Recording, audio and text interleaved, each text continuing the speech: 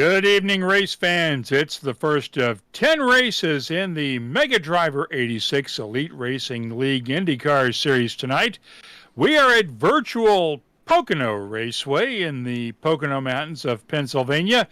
Good evening, sports fans. I'm Mark Gillespie along with Rishav Kozla, our producer tonight, and we are brought to you tonight by Blue Egg Marketing, C2 Freight Resources, and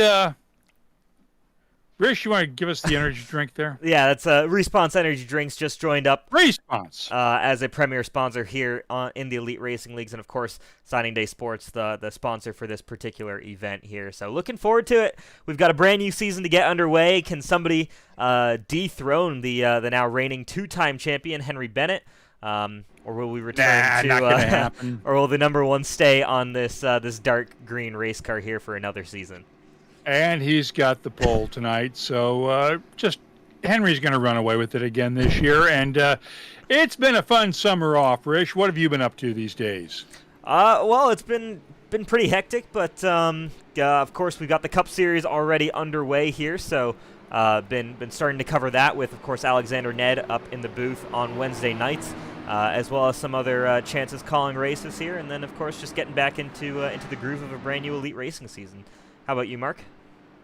Just the same old, and we have to give our condolences to all the fans in the real IndyCar Series on the passing of Robin Miller this week. One of the legends, a man who was profane at times when he needed to be, the conscience of IndyCar, and just one of the best journalists, writers, reporters that you could ever imagine. And we are all going to miss Robin Miller. An absolute shock, and I mean, we're going to put on a good race here tonight for Robin, and we'll certainly, I'm sure all of these drivers, all fans of the IndyCar Series, I'm sure know of Robin, and we'll want to put on a good event here for him. So, unfortunate, but we've got a lot to look forward to, and of course he's helped bring IndyCar racing and all sorts of motorsport to the masses through Racer.com and all of his other endeavors through motorsport, and he's done an incredible job, and again, we're going to put on a great race for him.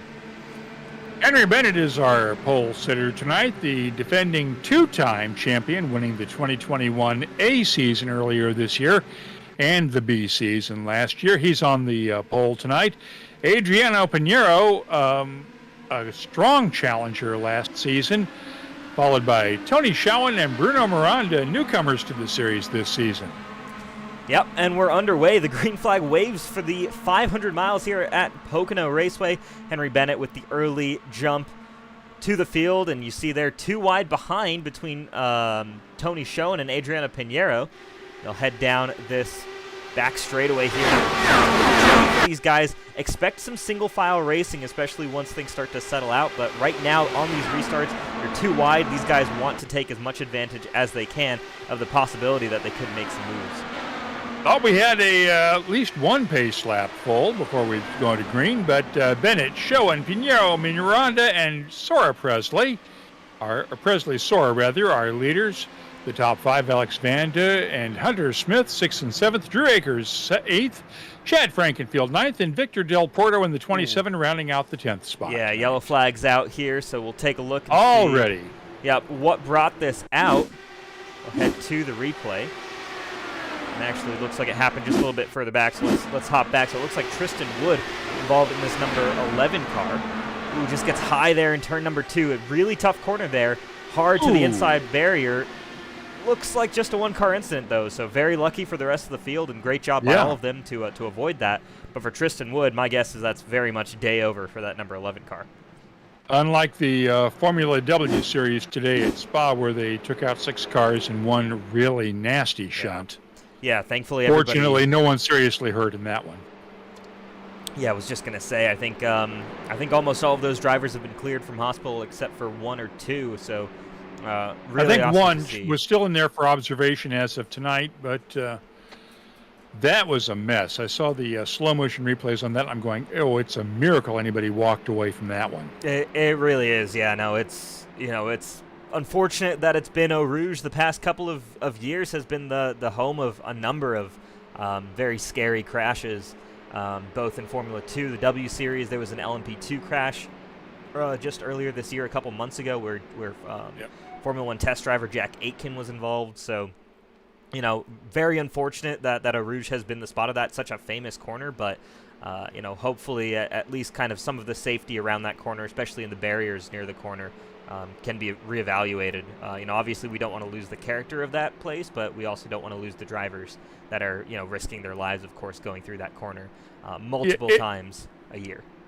It's about time, because they have just that corner is completely screwed the way it's bouncing, folks. And we have people hitting the pits already, even on lap number 3. Let's see who's hitting the pits first.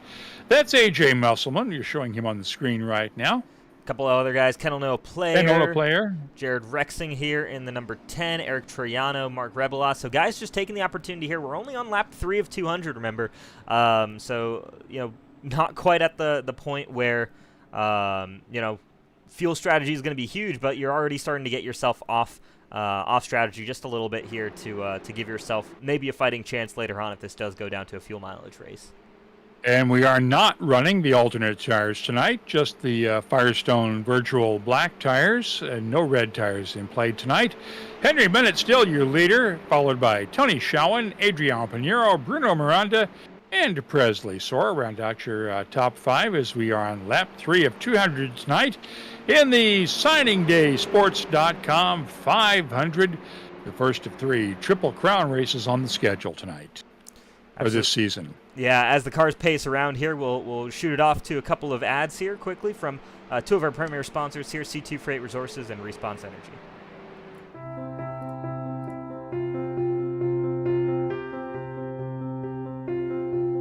My name is John Cunningham with C2 Freight Resources. We are a Hub Zone certified logistics company here in Houston, Alabama. We've been in business for over 20 years, working with the Department of Defense and the federal government, among many other customers. C2 is committed to truckload shipments along with less than truckload shipments across the United States, Canada, and Mexico. Our high level of service is what keeps our customers coming back year after year. Our industry-leading transportation management software, along with our tracking software, allow our customers to know where their shipments are at any time, any day.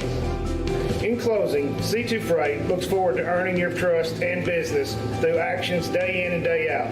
We know if given the opportunity, you'll be pleased with our service and communication.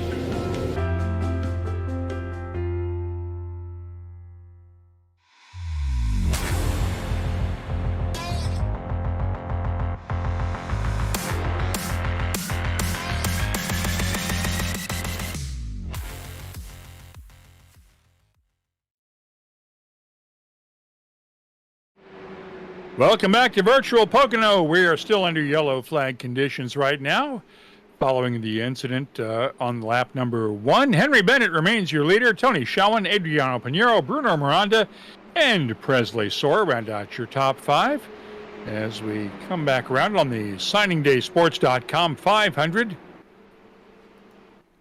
Yeah, going to be interesting to see if these guys can kind of get rolling here. That seemed to be just, that one driver making a mistake, but it is going to be a little bit slick out there. Let's see if we can grab the weather conditions here out on the racetrack. You can see they're pretty warm there. Unfortunately, we're getting these temperatures here in degrees Celsius, so might have to do a little bit of a unit conversion there, but 44 degrees Celsius, certainly far from a cool day. And that's the track temperature. The air temperature is 25 Celsius, which is about 80 degrees. Yeah, so about 110 degrees Fahrenheit there on the track. So, again, it's going to be a little bit slick for these guys on the racetrack right now. And again, you're just kind of getting yourself underway. But pace car's about to come off here, and we're about to get back to green flag racing. Let's go back to green as Henry Bennett leads them down to the starting line at the signingdaysports.com 500. We are back to green flag racing right now, as Henry leads them down towards turn number 1. Tony Schowen in second place. Adriano Pinheiro, and it looks Bruno Miranda, Presley Soar. Do we have something going on? Yeah, this might be a situation. If you remember from last season, this could actually be what this is, where we're going around one more time here for pacing for some reason. Was never actually sure why this rule was implemented in the first place, but when the pace car peels off, we run around for a single lap here under technical green, but still under yellow by the league rules. And then, of course, And we'll get back so to nice of race control to tell us that. Yeah, unfortunately, I don't believe we got the memo on that one. So, yeah, we just remembering that right now, of course, as cars didn't really get going here heading into turn number 1. So hopefully this time by we will see this group go back to green flag racing. We've had the entire summer off, so this is our first race back. And let's watch as they come down the back stretch and head towards turn 3 here at Pocono. Yeah, we're all going to be getting back into the swing of things here. So now you're going to see guys lined up, nose to tail here along the outside wall. And yeah, here we go. This looks much more like a restart versus what we saw earlier, just one lap ago. And Henry Bennett will now lead this field back to green. Famous for the what turn 4 sign, and what usually is turn 4, now turn 3 here at Pocono. Bennett leads him down into turn 1. This is one of those tracks that is so wide you can run 7 cars wide at some points going into turn 1, but only one good line out. Henry Bennett has it. Showing third, second, Pedro Pinero third, Miranda fourth, and Presley Soar running out your top 5. Let's watch the moves there. Yeah, Anders I Krohn. believe that's Anders Krohn. Yep. Moving up from 11th to 10th. And Scholl just behind him. We're seeing guys kind of duking it out a little bit here, but right now it's definitely starting to single file out already. We're trying to show we've got a little bit of a slow run there off the corner for, I think that was Gil Ribeiro. Stefan Wilson might try to see if he can get by, but doesn't this time around. We should point out Stefan Wilson from the Real World IndyCar Series is in the race tonight. Ran at Indy this year in the 500 for real and is running in 14th place tonight in the car 25. And there he is, fending off Brendan Madonia there, so kind of lost a bit of momentum there down the back straightaway. We'll see if he's now able to get to the back of Gil Rivera. He does, through to the inside here at turn number 3. Not too sure if he can make that work. He's not going to. It looks like the car is going to tighten up on him. Ooh, might have tapped the wall even there coming out of turn number 3. Didn't see that, but I did see him duck down inside and then get back on the outside line heading into 1. Meanwhile, Anders Krohn to the inside of Drew Akers, one of the new drivers here in the field.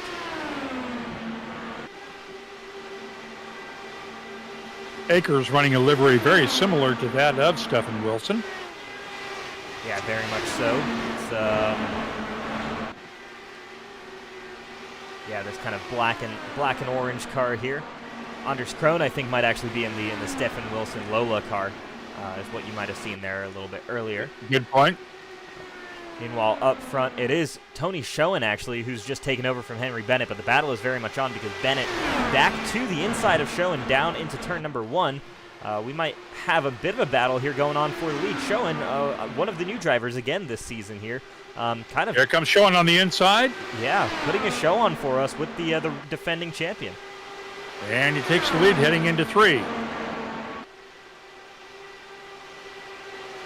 We're heading into 2, I'm sorry, going down the stretch towards 3. Here comes Bennett on the outside. Schoen pulls away on the inside. Yeah, so good showing from Tony Schoen right now. We'll head back to the gearbox, and this is what it looks like right on the back of that car, and you're going to see Henry Bennett's going to slot to the inside, easily make the move into turn number 1, and we love to see this here, guys being able to switch back and forth up and down the racetrack. You really haven't seen that. At least at Pocono in this modern, universal aero kit racing. So, I mean, obviously, I think we've only had 1 or 2 races at Pocono since the IR18 came out. But definitely, the cars are more racy right now than it initially appeared in real life. And Schoen moves back out into first place. Here comes Bennett around on the outside as they head into 3, coming down the long main stretch here at Pocono. Showing out to about a 6-car length lead heading down the stretch.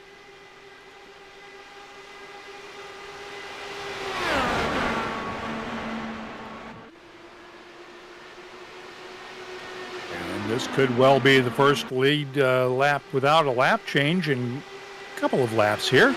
Yeah, as Bennett and Schoen have been trading the lead. We'll see if Bennett's able to get there.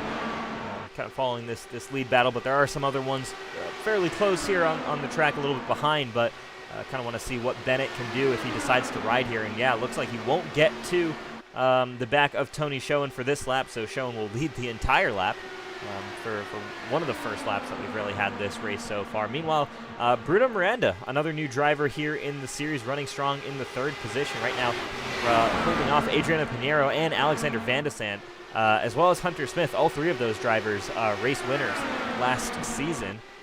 All of those guys looking to potentially dethrone Henry Bennett, but some new kids on the block really are showing up, these veterans here right now, with Tony Schoen and Bruno Miranda right now running 1st and 3rd. And we should point out that patience is a key element here when you've got 200 laps on a 2.5-mile track. 500 miles, you can't win it in the first 10 laps, but you can certainly lose it if you're not careful. Yeah, and just as you said, that Bruno Miranda went high coming out of turn number 3 again. Maybe came close to the wall there as Bennett goes back for the lead. But yeah, maybe came a little bit close to the wall, a little bit too close. Doesn't look like there's any damage on that car, but we'll keep an eye on if he falls back or anything like that. Right now, Miranda holding off Adriano Pinheiro into turn number 3, and they're going to go side by side here.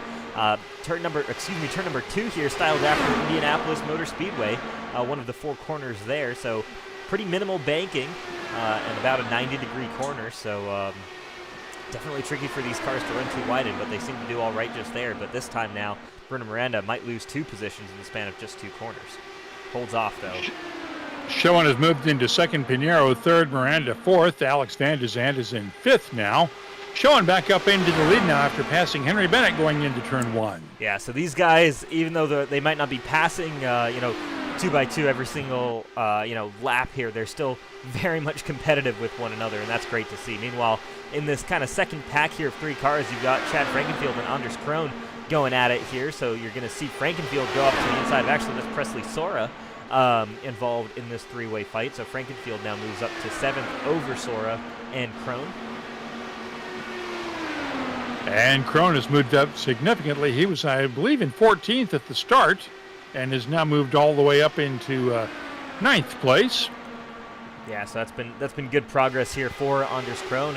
And meanwhile, Presley Sora not done with Chad Frankenfield yet. He's going to go to the inside of turn number 1. Frankenfield, though, holding that outside lane and is able to hold better momentum through the corner, actually, than Sora. So impressive to see that. I'm curious if we're going to see guys running that kind of middle lane through turn 1, more frequently throughout that race, because that looked very strong there for Chad Frankenfield.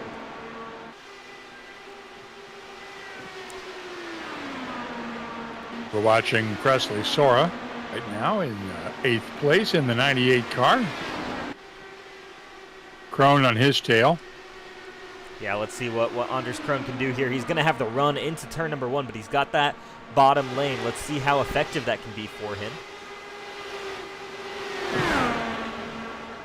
There you see it again. I mean, Presley Sora holding extremely well on the outside lane. Might even have the run off the corner. Maybe not here. Anders Krohn gonna slot. Yeah, Anders Krohn gonna have to slot behind. So honestly, to me, it looks like that middle lane looks like the best lane to run. Yeah. Through turn number 1. So really surprising for me. I kind of always assumed with these IndyCars, you're pretty much wrapping the bottom in turn 1 at least. At the apex of the corner. Well, it looks like Presley Sora has got the line on there, and it's just once he gets that line in place, Krohn is not just going to get around him that easily, despite the real-world experience that Anders Krohn has. Yeah, no, it's not going to be easy for Krohn to get by, as we have the caution flag out on the racetrack.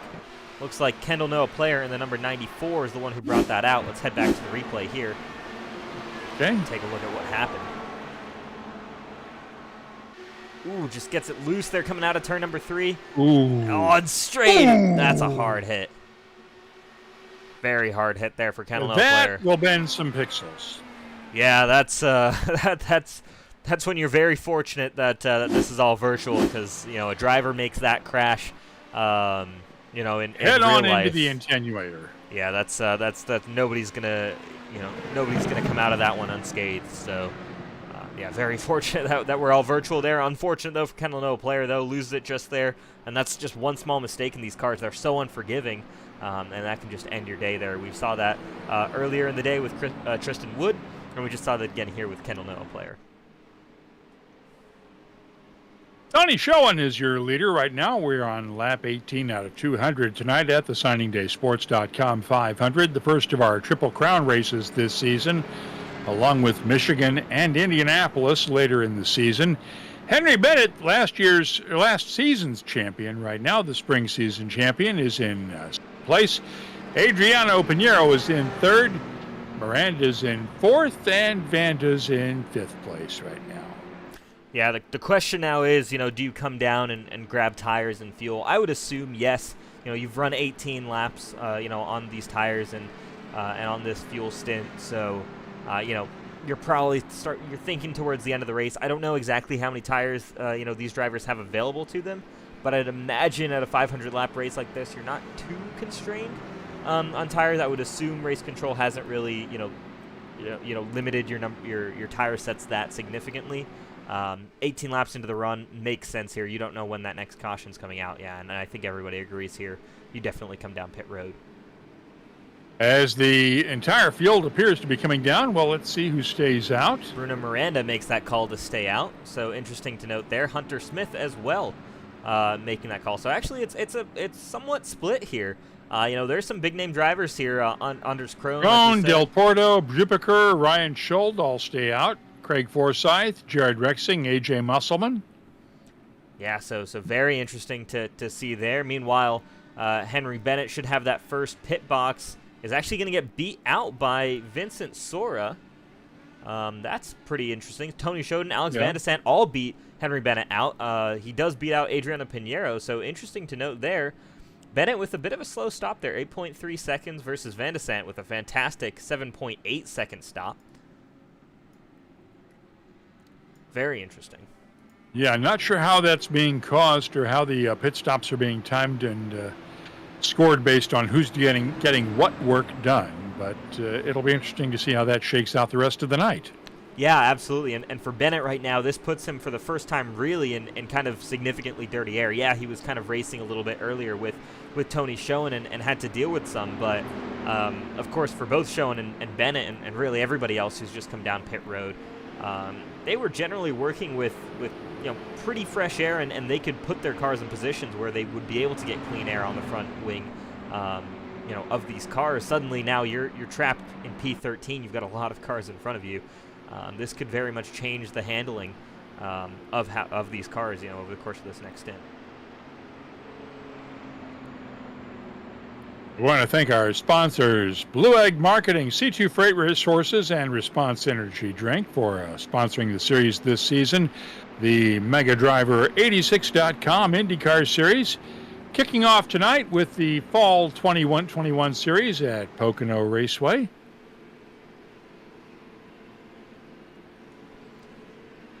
So a couple of guys also coming down pit road here, this time by Forsyth and Musselman. I think both of them might have tried to stay out to get a lap-led point, but they might have just been beaten out by the fact that Bruno Miranda and Hunter Smith both stayed out, or they're making this very late call here to add some fuel here, get that one lap extra bit of fuel, that extra drop of fuel that could make the difference at the end of this race.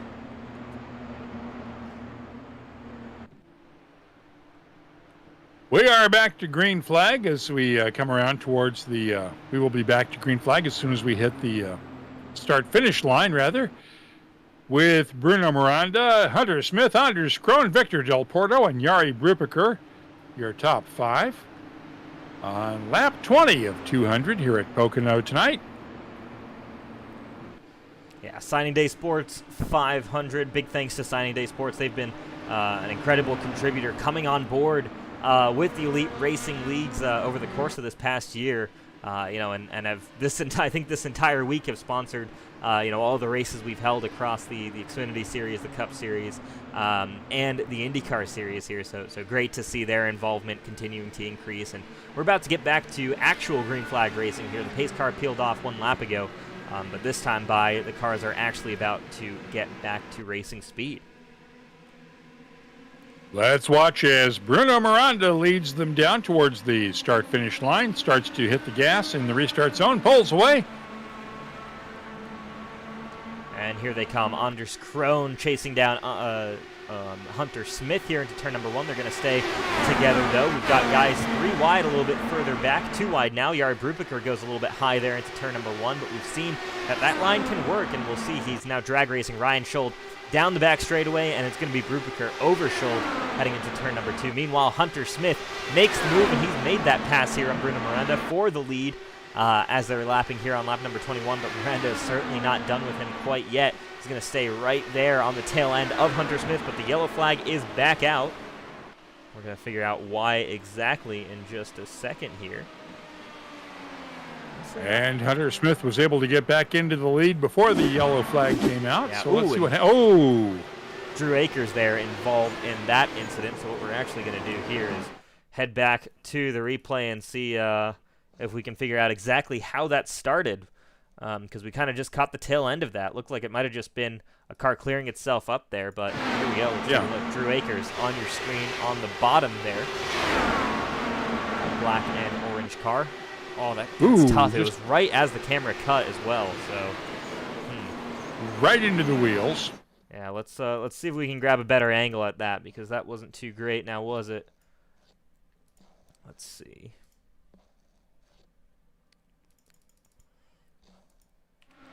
All right, here's a bit of a far shot. This is the next best camera angle we can get.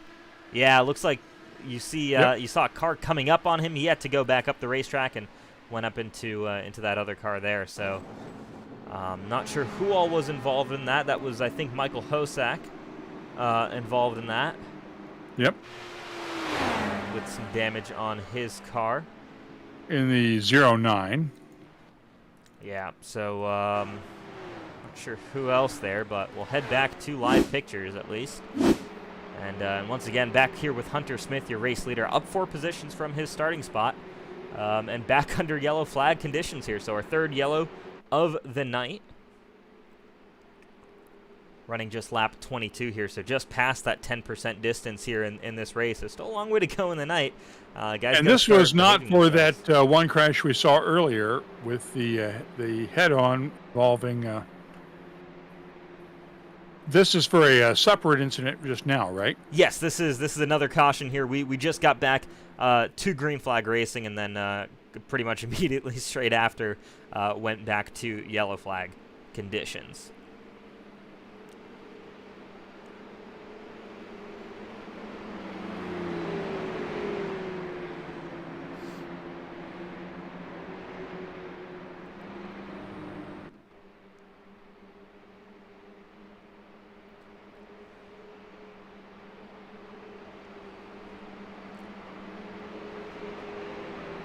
Wanted to, of course, continue thanking Signing Day Sports. Of course, we mentioned them on that previous caution. They've come on board, and just telling you quickly about Signing Day Sports and who they are. They're a platform that allow parents and players to control recruiting. Launched in 2020, currently already has 20,000 players on the platform. And it's for recruiting and program management by over 500 colleges and 700 high schools. In addition to football, Signing Day Sports will soon be adding baseball, softball, soccer, and basketball in just the coming months. So make sure you check out Signing Day Sports if you're a college or high school athlete. It's a great resource, or if you're the parent of a high school or college athlete, a great resource there for you to use in terms of any kind of recruiting, whether that's for high school or college. It's the resource we could have used a few years ago when our daughter was playing field hockey in high school and looking towards colleges, and we certainly could have used that resource at Signing Day Sports. We are showing right now Hunter Smith in the lead, Bruno Miranda in second, Anders Krohn third, Victor Del Porto fourth, Jari Brubaker fifth right now in the SigningDaySports.com 500.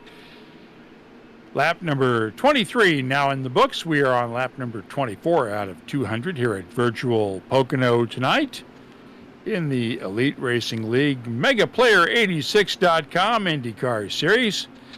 Mark Gillespie, Rish Kozla here with you tonight on the call as Miranda heads down into turn 1 in the neighborhood along Long Pond, Pennsylvania. Yeah, beautiful track here.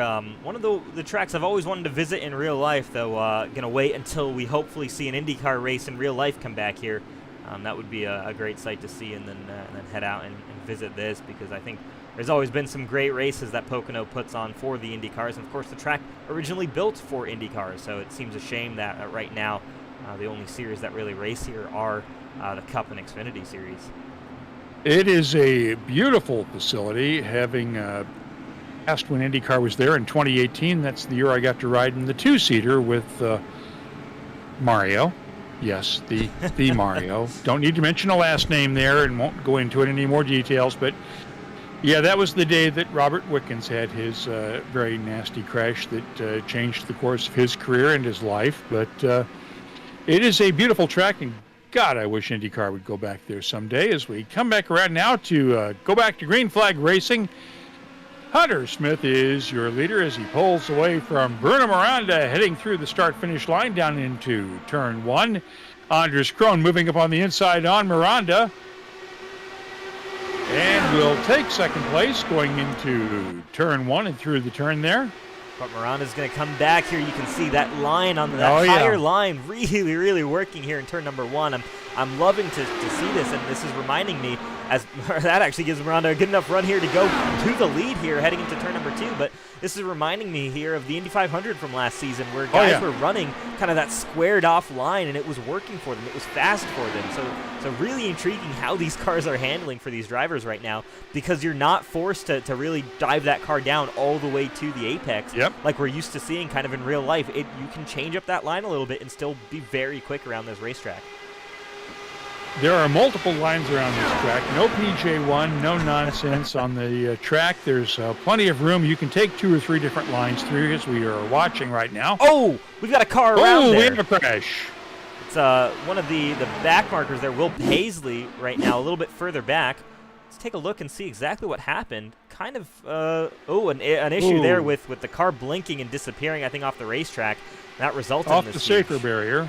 Yeah, so hard into that inside wall there, and unfortunately we can't bring too much coverage to that just because of the fact that car disappeared off the racetrack. It was a situation where the car was probably some disconnection issue, and for Will Paisley, he's going to head back to pit road, and that's the end of his day. Or at least some long repairs here right now. Let's watch as Bruno Miranda comes around behind the pace car. Being shown as your leader right now, Hunter Smith second, Anders Krohn third, Victor Del Porto fourth, Jari Brubaker in fifth place. Yeah, so let's talk about this unique racetrack as we've got cars around here. I mean, of course, just a 3-cornered oval. The first corner, I believe, you can correct me if I'm wrong, styled after the old Trenton racetrack in New Jersey. Turn number 2, like we mentioned a little bit early, styled after any of the turns, really, at the Indianapolis Motor Speedway. Not sure if any of them specifically. And, of course, the final corner styled after the famous Milwaukee Mile. So, very unique racetrack, but taking some of the best corners from some of the best oval tracks that IndyCar has visited in the past, and it's put together a great facility, like we mentioned in the last caution here in Long Pond, Pennsylvania. It's a diabolical design, and we need to point out some fast movers up here. Jari Brubaker's moved up 21 spots. Jared Rexing is up 19 spots, along with Vincent Sora. On the other end, Henry Bennett has dropped down 10 spots from the pole all the way down to 11th right now. Adriano Pinheiro is being shown in 13th place. Yeah, other big movers, Victor Del Porto is up 10 spots, and Anders Krohn has gained 15 spots so far. Henry Bennett heading for the pits right now. Yeah, interesting call there. That's got to be a strategy call, because you just haven't run enough green flag laps on these tires here. You look at when the last time a lot of these guys were in, that was lap number 18. It's been 10 laps, and most of those have been under caution. So there really hasn't been enough pushing here for this to be a tire strategy call. My guess is Henry Bennett already playing that long game. We know that when it gets to these 500-mile tracks, I mean, it is very, very difficult to beat Henry Bennett. He just knows how to get the most out of these cars over the course of a long race. We've talked about it before. It doesn't matter if he's the fastest car out there, and let me just say, right now, he has looked like he has been one of the fastest cars out there, so that everybody else has to be very nervous. But even if he isn't the fastest, he certainly knows how to get the job done. Just keeping that car, the nose of that car clean, running all the way until the end, and just being there and being a factor at the very end of this race, and watching as other drivers will typically implode as we go over the course of 500 miles. He does value consistency over speed at times, and we should point that out. Miranda first, Smith second, Anderskron third, Victor Del Porto fourth, Jari Brubaker is in fifth spot as we head towards turn 3 and come down the remainder of the backstretch.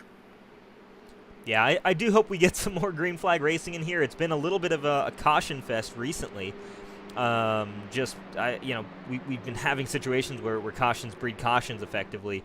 But guys need to maybe calm down a little bit. It looks like it's really been a number of one-car incidents, barring the last caution that we saw. Everything else has been single-car incidents. So guys maybe just trying to get a grasp of this, IndyCar. Maybe there's a new tire model or something that's changed a little bit in the way it drives, or just the fact that guys are less experienced with this car, and we're seeing that right now. Or the fact that it's the first race of the season and everybody's got a little bit of ring rust from not having raced these cars all summer long. Hey, by the way, how did your Formula SAE competition come out at the end of last season? Yeah, we can talk about that. Effectively had an electrical issue show up. Of course, it was, we were out in Nevada in the middle of June, so we were talking about 115-degree heats that we were kind of sitting outside for about 10 hours a day in, so that was rough. But wah, wah, wah.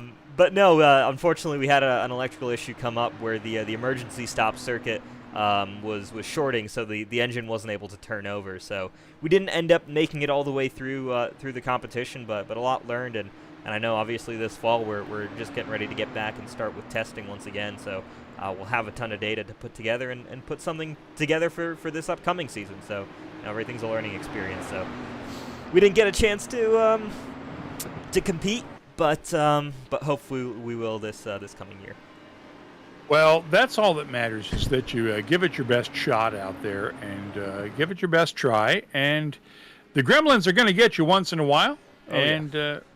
That's what just happens as they head down towards turn 3. We're getting ready for the restart here as Bruno Miranda brings them down to the green flag. Hunter Smith, Anders Krohn round out your top 3. Victor Del Porto, Jari Brubaker your top 5. Brubaker up 21 spots, our biggest mover of the night so far, as Miranda leads them down into turn 1 under green flag conditions again here at virtual Pocono Raceway.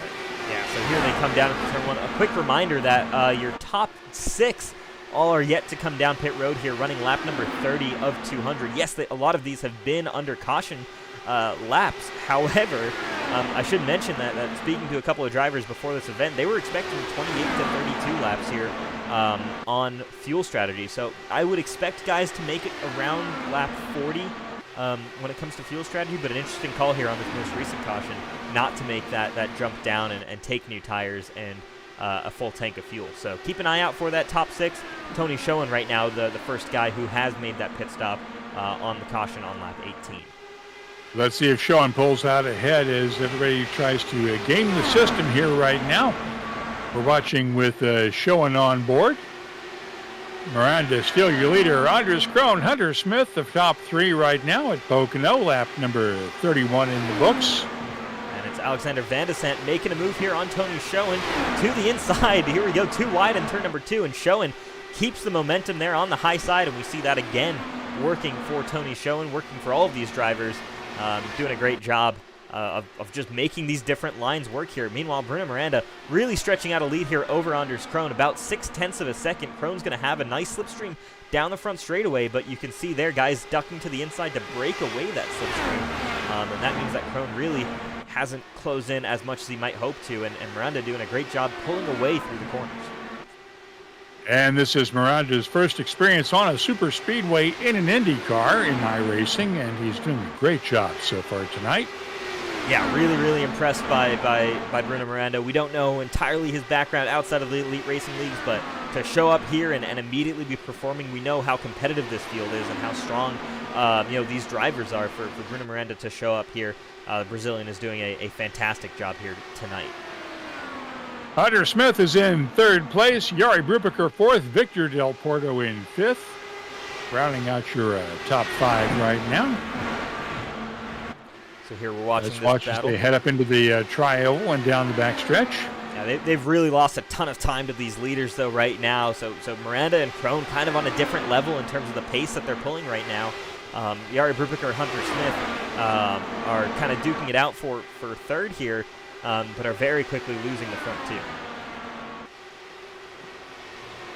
That is always the big problem, is that when you're in a battle and you get tied up, you wind up losing the leaders ahead of you and defeating the whole purpose of working together.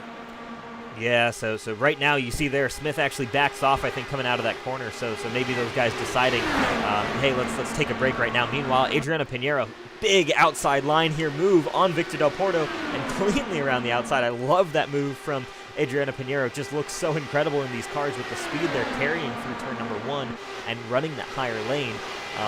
So great to see here, and Pinheiro's figured it out. He knows that top lane, while maybe a little bit sketchy, you see him go up to the wall coming out of turn two, it's going to be the fastest way around this racetrack, and he's got some time to make up, having dropped 3 positions from the start, of course, being part of that group that pitted.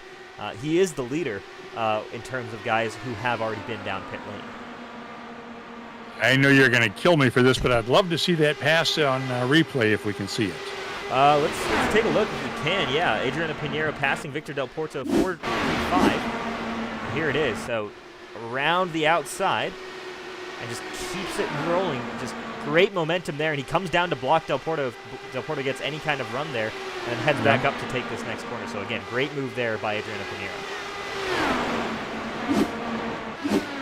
Let's watch the replay now. Or back to live pictures, actually, because Hunter Smith has now passed Victor Del Porto, and these two are going to start duking it out. Actually, Hunter Smith is fallen back from Jari Brubaker, so Hunter Smith right now losing a ton of time as the caution flag is out. Oh, boy, I see some smoke up at the top end and a car on the wall on the inside. Yeah, big crash. We'll take a look and see who exactly that is. That might have been Jared Rexing when the caution flag came out. Ooh, and it is, yeah. Oh, there you see him sliding into the wall. Yep. So let's actually head back there. Looks like someone else might have been involved in this incident as well, so this could be very interesting. Let's take a look and see what we can find out regarding this crash. So it looks like actually another car in front of Rexing, so we're going to figure out who exactly that was. It might have been Stefan Wilson. And got pushed into him? Yeah, Steph, I think, might have lost it here and got pushed into Jared Rexing. So let's take a look here. So this is Stefan Wilson on screen right now. Oh, he just gets on the apron there on the bottom, and he's going to get loose there. Yeah, that's a rough mistake to make. He's going to spin it around here. See if everybody's able to avoid him. Almost. Oh, Jared Rexing has to slide it, and he saves it, actually, I think. We flip over to Rexing. Yeah, he keeps that car rolling in the right direction. So I think actually everybody just cleared that wall. So guys came close, but I don't think anybody actually made contact with the wall. So really impressive job there to kind of prevent any damage. Definitely some flat spotted tires and the caution came out, but man, oh man, great save by both drivers.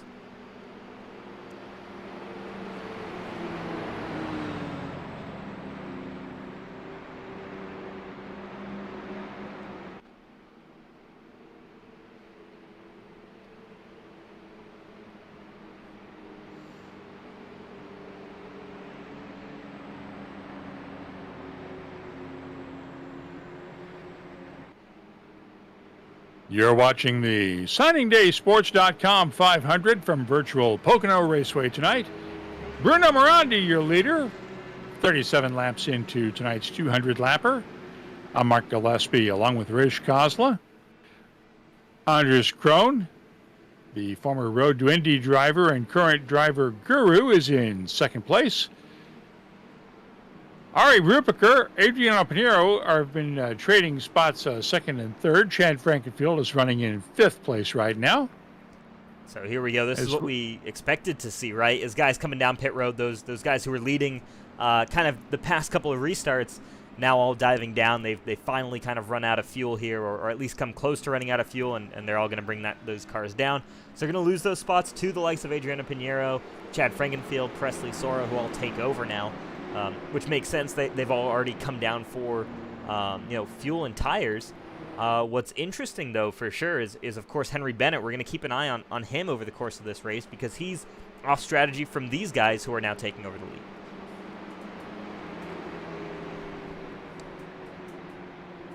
Pinheiro is now shown as your leader. Chad Frankenfield, Presley Sora, Justin Fortner, we have not called his name tonight, and Robert McGinnis from the Road to Indy Series has moved into 5th place, followed by Henry Bennett, Eric Troiano, Bruno Miranda, Andres Krohn, and Jari Brupiker rounding out your top 10. Lights are off on the pace cars. They head down into the Turn 3 tri-oval.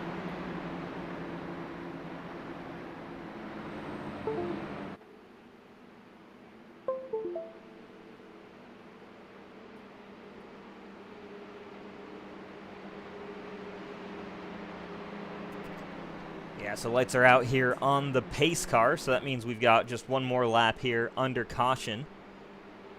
So we'll hopefully get things rolling here fairly quickly, and hopefully this time, again, I'm going to keep saying this until we do, is we'll get a chance to get some green flag running in. It really has been just a number of cautions here back to back to back to kind of once that first one set everything off. So not great, but I'm hoping that the guys have kind of dusted off these cobwebs and are ready to get some actual racing done. But in the meantime, of course, want to mention the third of our great premier sponsors here at the Elite Racing Leagues. Another new sponsor coming on board here as a premier sponsor for the 2021B season. That's Blue Egg Marketing. Marketing department for small businesses, effectively. So if you are a small business, Blue Egg Marketing is your marketing department. They're your biggest fan. They will help you focus on what your constraints are, because those constraints catalyze creativity. They will help you to punch above your weight class. So if you are a small business looking to compete and looking to find some marketing chances and some opportunities, reach out to Blue Egg Marketing. Check them out. I'm sure they can help you all. Oh, absolutely. And right now, Adriano Pinheiro is helping himself up to a nice lead as we head down towards the green flag. Chad Frankenfield in 2nd, Presley Sora 3rd, Justin Fortner 4th, Robert McGinnis in 5th place. As we start to build up some speed now heading towards the main stretch. They're hitting turn 3 number now. Getting ready to finally go back to green flag racing here, and hopefully this time it's here to last. It's Pinheiro and Frankenfield, the two cars at the front here. Pinheiro is going to bring this field back to green.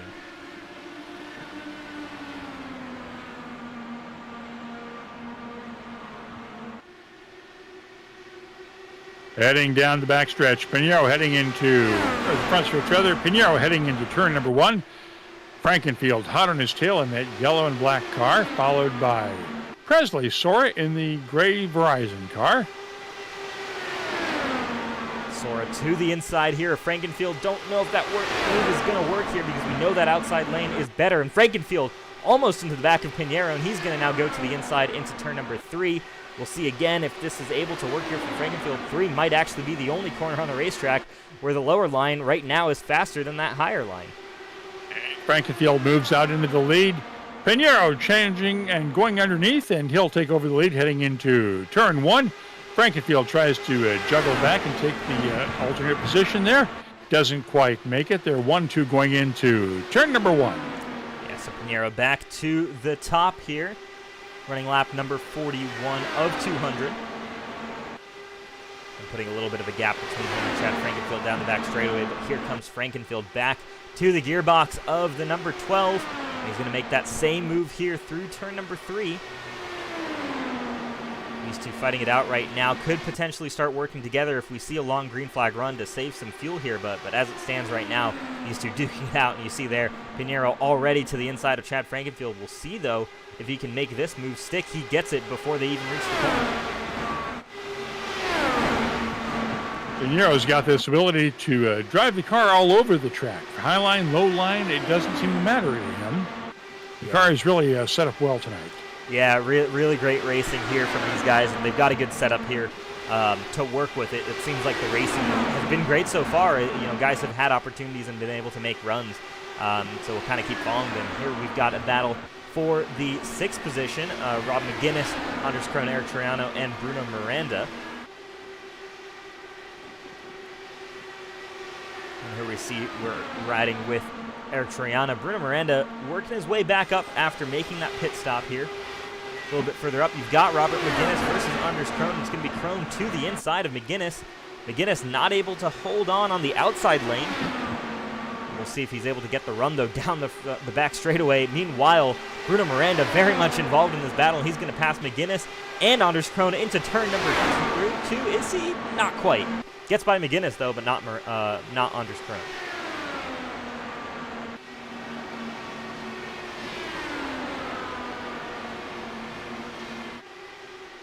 Let's watch as Frankenfield leads them down to complete lap number 44. They're getting close on the quarter of the post mark tonight here at Virtual Pocono. That's Pinheiro, Frankenfield, Sora running out your top 3. Some laps traffic in between them following Frankenfield. Presley, Sora, Henry Bennett both put in some good laps there that last time around. Right now closing that gap into these 2 leaders.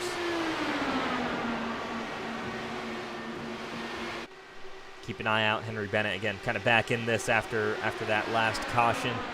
Everyone kind of cycled back. This second group cycled back to the lead. Pinheiro and Frankenfield battling it out has allowed Presley Sora to now become a part of this battle for the lead, and we've got 3 cars involved in this. Let's see if Sora has learned from some of his mistakes. He's run that lower line. He seems to like the lower line, but I think he knows that higher line is faster, so he can get that car to the outside of Chad Frankenfield. I think he can make this move forward. So let's take a look and follow Sora, and as well as Frankenfield and Pinheiro. Really, we're looking at potentially a 4-car battle for the lead right here. Running and here 45. comes Frankenfield on the inside, taking over the lead from Pinheiro. Sorry, Arish, I'm sorry about that. No worries. We should also point out that caution flag. a lot of those. Okay, let's see what happened here. All right, looks like Brendan Madonia here, lap 45, is the cause of this flag. And actually, it's a car that crashes right in front of him. Who was that? I believe that was Ryan Scholden. I think it was. So let's head back and take a look. Oh, Ryan Scholden there, hard into the outside wall. I think that was just nasty. a situation of running that line a little bit too high and then running that car into the outside wall, coming down on Brendan Madonia, and those 2 cars now both definitely out of this race. Let's take a look at the leaders among our real-world racers tonight. Anders Krohn, a former Road to Indy driver, is in 7th place. Robert McGinnis, one of the mainstays of the IndyCar Indy Lights Series, is in 8th. We should also look down the further rows a bit further, and we will look for Stefan Wilson in 19th place. And we should also point out that there are a couple of other folks in the running right now. They are running somewhat farther behind. And we'll keep track of that throughout the night here on the Elite Racing League channel. Once again, Chad Frankenfield, your leader, followed by Adriano Pinheiro and Presley Sora. Henry Bennett and Justin Fortner round out your top 5. Yeah, not great here for the night. If we're just about 50 minutes into this race, and we've only completed 46 laps here at this event. We're going to see a lot of guys coming down pit road.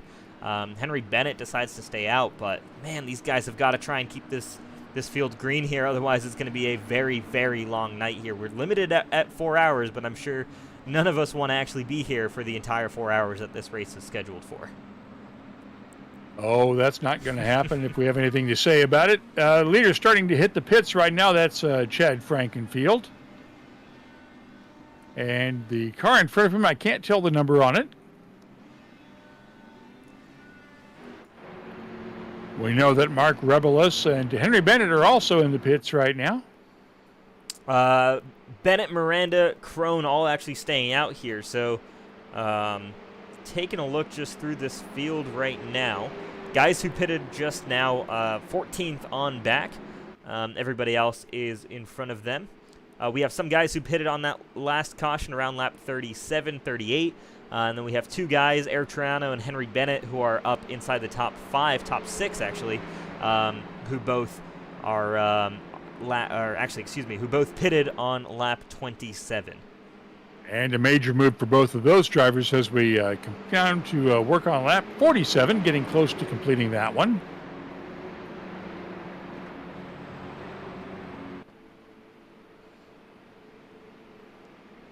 With that, the lights are out on the pace car, so as they come out of turn number 2, we'll have just one lap to go when they cross the line. Henry Bennett's going to lead the field back to the green flag. First time he's taken back over the lead since his early battle in the race with Tony Schoen. Schoen right now in the 4th position, so we'll see if he's able to kind of make some progress and work back up to Henry Bennett. Right now it's Bennett, Miranda, Krohn, Schoen. Eric Triano rounding out that top 5. Alexander Van de Sant back in it as well. Vincent Sora, Thomas Geisler, Alec Valvans, and Jared Rexing rounding out that top 10. How about Jared Rexing there, up 15 positions as well after after that very near miss there with Stefan Wilson. So doing a great job right now, just continuing to build up some momentum. We've seen Rexing show some good pace in this IndyCar Series. Hasn't quite always put together the results. Has struggled a little bit maybe with getting finishes, but he's been getting significantly better in this IndyCar league, and hopefully we'll see that the performance he puts on track transfer into these results here throughout this season.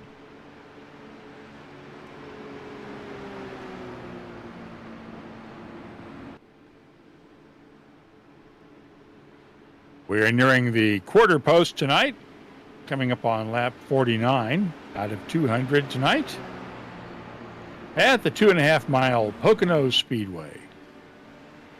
Henry Bennett is back in the lead, followed by Bruno Miranda, Anders Krohn, Tony Schoen, Eric Triano rounding out your top 5.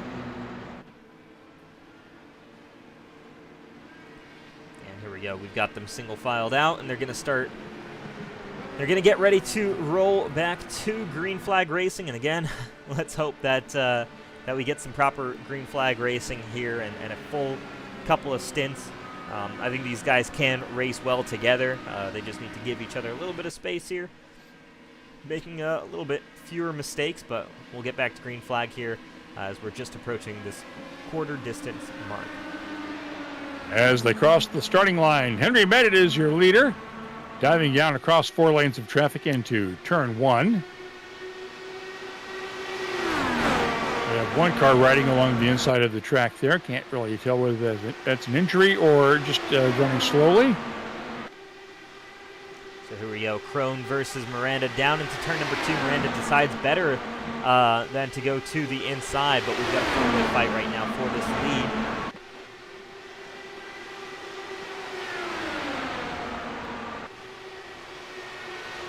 Watching the action as Henry Bennett heads down into turn number 3.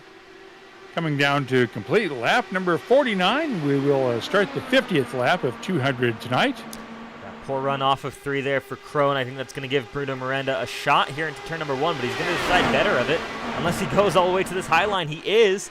He's not going to get enough of a run, though. I don't think he was quite in position to do so, but he might get one down this back straightaway. Look out for this number 91 car to pop out. I think he knows if he wants to make a move, he wants to make it on the outside lane. And right now, Anders Krohn doing a good job at kind of defending that outside lane, not giving that wall to anybody else. And Krohn now getting a run here on our leader, Henry Bennett. Miranda hanging back in 3rd place right now. Henry Bennett coming down to complete lap number 51. Krohn, meanwhile, fending off Bruno Miranda. Miranda right on the tail there of the 47 of Anders Krohn. He's going to get to the outside, not quite there of Anders Krohn. Might have just mentioned, might have just been there close enough for Anders Krohn's spotter to mention it, but Krohn does a good job clearing Miranda. And here we go, Miranda, another shot here to the outside lane in turn number 2. Again, not quite good enough. He looks fast right now. Looks like he's fast enough to take Anders Krohn, but Krohn right now doing a great job holding him off as the caution flag is back out, and it's Vincent Sora involved in this one. We'll head back. Let's see what happened To this replay. Ooh, tapped on the inside there by somebody. take a look and see who that was. I believe that might have been Jari Brupiker. Potentially there. Let's check this out again. Ooh, as we're actually off the safer barrier to the inside. Yeah, let's head back and take a look at what else we've got here in this incident. Who all was involved?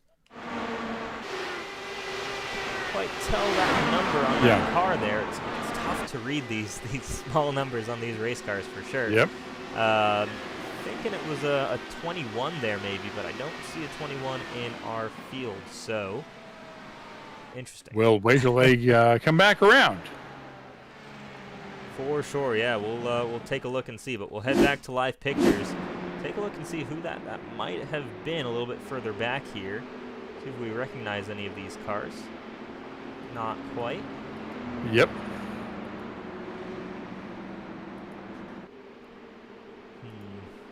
Not too sure quite yet. We'll maybe spot him. Ooh, actually, this might be it. Thomas Geisler in that 61. So that was it, not 21. 61 car. That blue and orange almost looks like a Gulf liveried car. Might actually be a Gulf liveried car.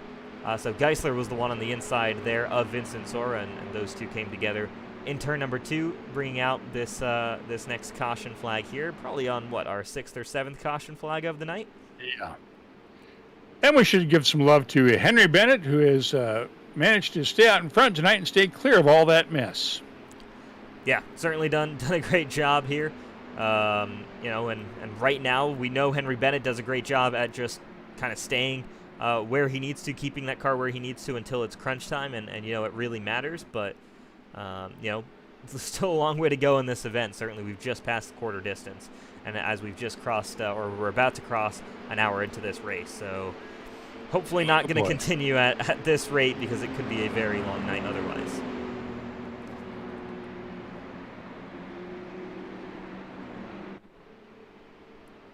Watching as the pace car leads them around back to the start-finish line.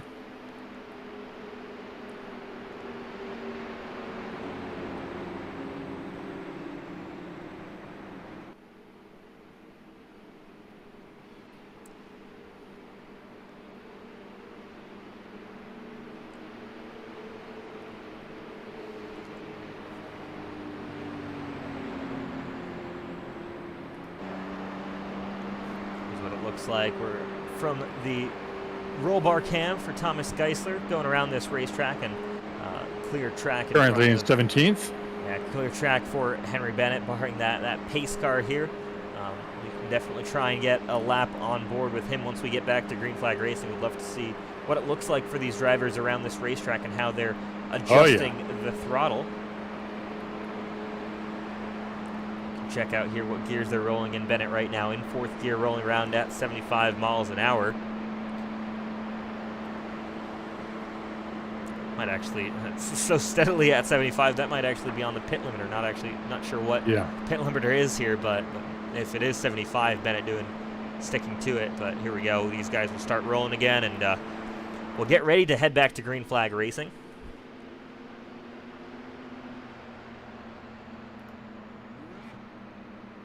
Almost.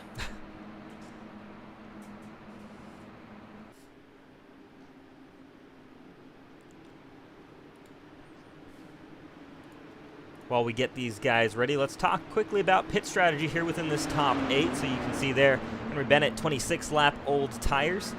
The oldest here really of this top 8. Meanwhile, Anders Krohn through Thomas Geisler from 2nd through to 7th, 16 lap old tires, all pitted in on lap number 37. Chad Frankenfield, the first of the guys who pitted on that last caution. Tires just 7 laps old. They're realistically a little bit less for all of these drivers because of the number of laps done under caution. We don't really get a chance to see kind of the effective number of laps that these guys have done, but generally it's pretty low around or throughout this field. So we'll keep an eye on this pit strategy battle and how this continues to play out, but as it stands right now, I don't expect too much of an advantage from the guys who pitted behind Henry Bennett, just because most of these laps difference have been done under caution.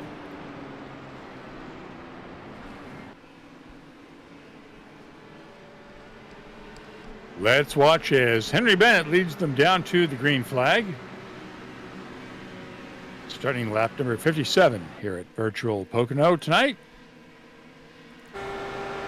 Here we go as Henry Bennett goes up through the gears.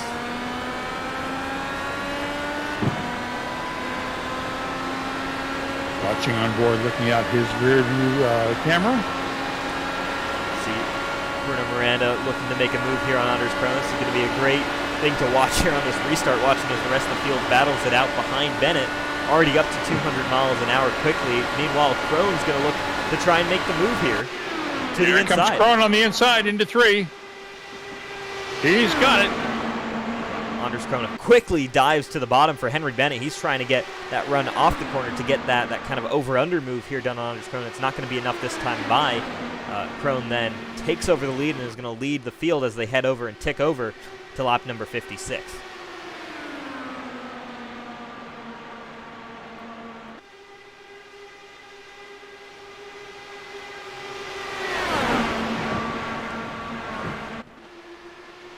Bennett now defending from Bruno Miranda. Miranda not really close enough to make a move. You can see guys breaking the draft again. A little bit aggressive there in that aspect here early on in this event.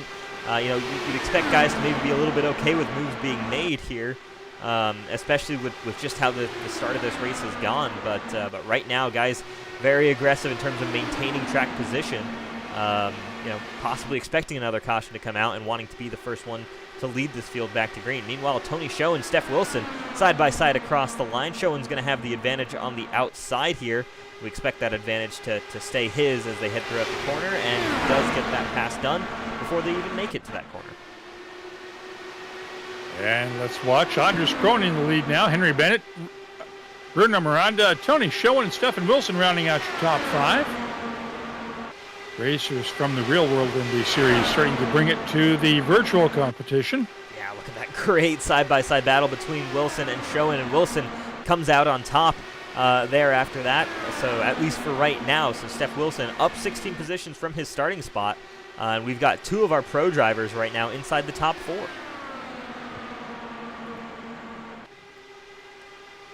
As that freight train heads into turn number 1, Anders Krohn remains your leader. About 0.2 of a second ahead of Henry Bennett. Starting to stretch out a little bit here further forward. However, we move a couple positions back. The battle between Schoen and Wilson not over yet. Yep. Wilson gets a good run through turn number 2, and actually Schoen might lose a spot here to Alexander Van de Sant. That would certainly take apart this battle here. Van de Sant to the inside, not quite good enough there on Schoen. Van de Sant has to check up before he hits that outside wall coming out of 3. We learned the other day in the real IndyCar Series what happens when you make a mistake at a road course or a street course or even an oval like Pocono. When you have a problem at someplace like Gateway, it gets magnified pretty quickly. Yeah, absolutely. I mean, you're traveling at just ridiculous speeds in these cars. Huge speeds, really. We're talking, guys right now running 220 down the back straightaway, 227 in the draft if they can. I'm actually seeing some guys top speed down the back straightaway, 234 is the highest I'm seeing on this last lap. So massive speed from these drivers. I'd love to see how they're doing that because Krohn's last lap, his top speed was 221, and we've got guys doing 234. Yeah, well, that's going to be the power of the draft right there is running behind somebody. If you have enough of a distance, you're flat out all the way down this front straightaway. And we're going to watch here if we can grab the dashboard on Schoen. Gets up to 220, 221. Actually, I think has to check up here behind Steph Wilson, so not able to kind of fully stretch his legs here. But behind him, Van de Sant just showed 230 down that back straightaway and is already there, up to 220 in the short chute. We should point out A.J. Musselman is doing exceedingly well. Had the fastest lap last time around at 42.11 of a second. Yeah, put in his personal best lap there of the race. So great to see that for him, finding pace right now. I think these fresh tires right now helping. Of course, track starting to grip in as well.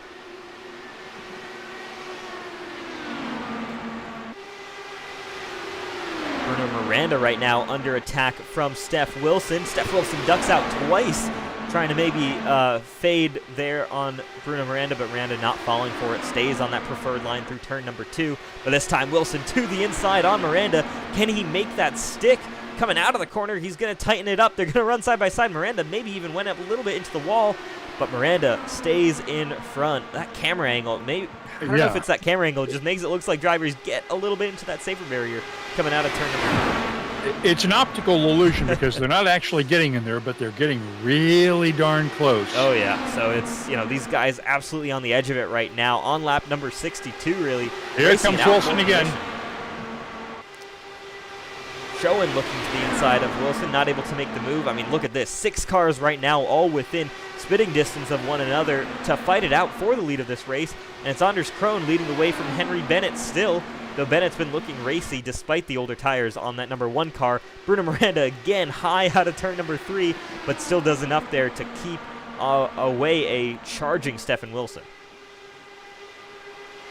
And still in 5th, Alex Van de Sant 6th, Thomas Geisler 7th, Chad Frankenfield 8th, Presley Sora 9th, Justin Fortner rounding out your top 10 as we work our way through lap number 63 of 200 tonight in the SigningDaySports.com 500. So separated a little bit here. Now it's a 4-way fight, but don't, certainly don't breathe here for a second because Tony Schoen and Alex Van de Sant could very quickly catch up with the power of the draft on these cars here, and I'm curious to see what their fast, speeds look like around this racetrack this next time by here, and we'll continue to keep an eye on that because that's always fascinating to see just how big the speeds can differ around this racetrack, between guys running in the draft and running flat out versus guys who are lifting and coasting into the corners. Let's keep an eye on Eric Troiano in 14th. He just completed a lap at 41.9 seconds, one of the fastest we've seen so far.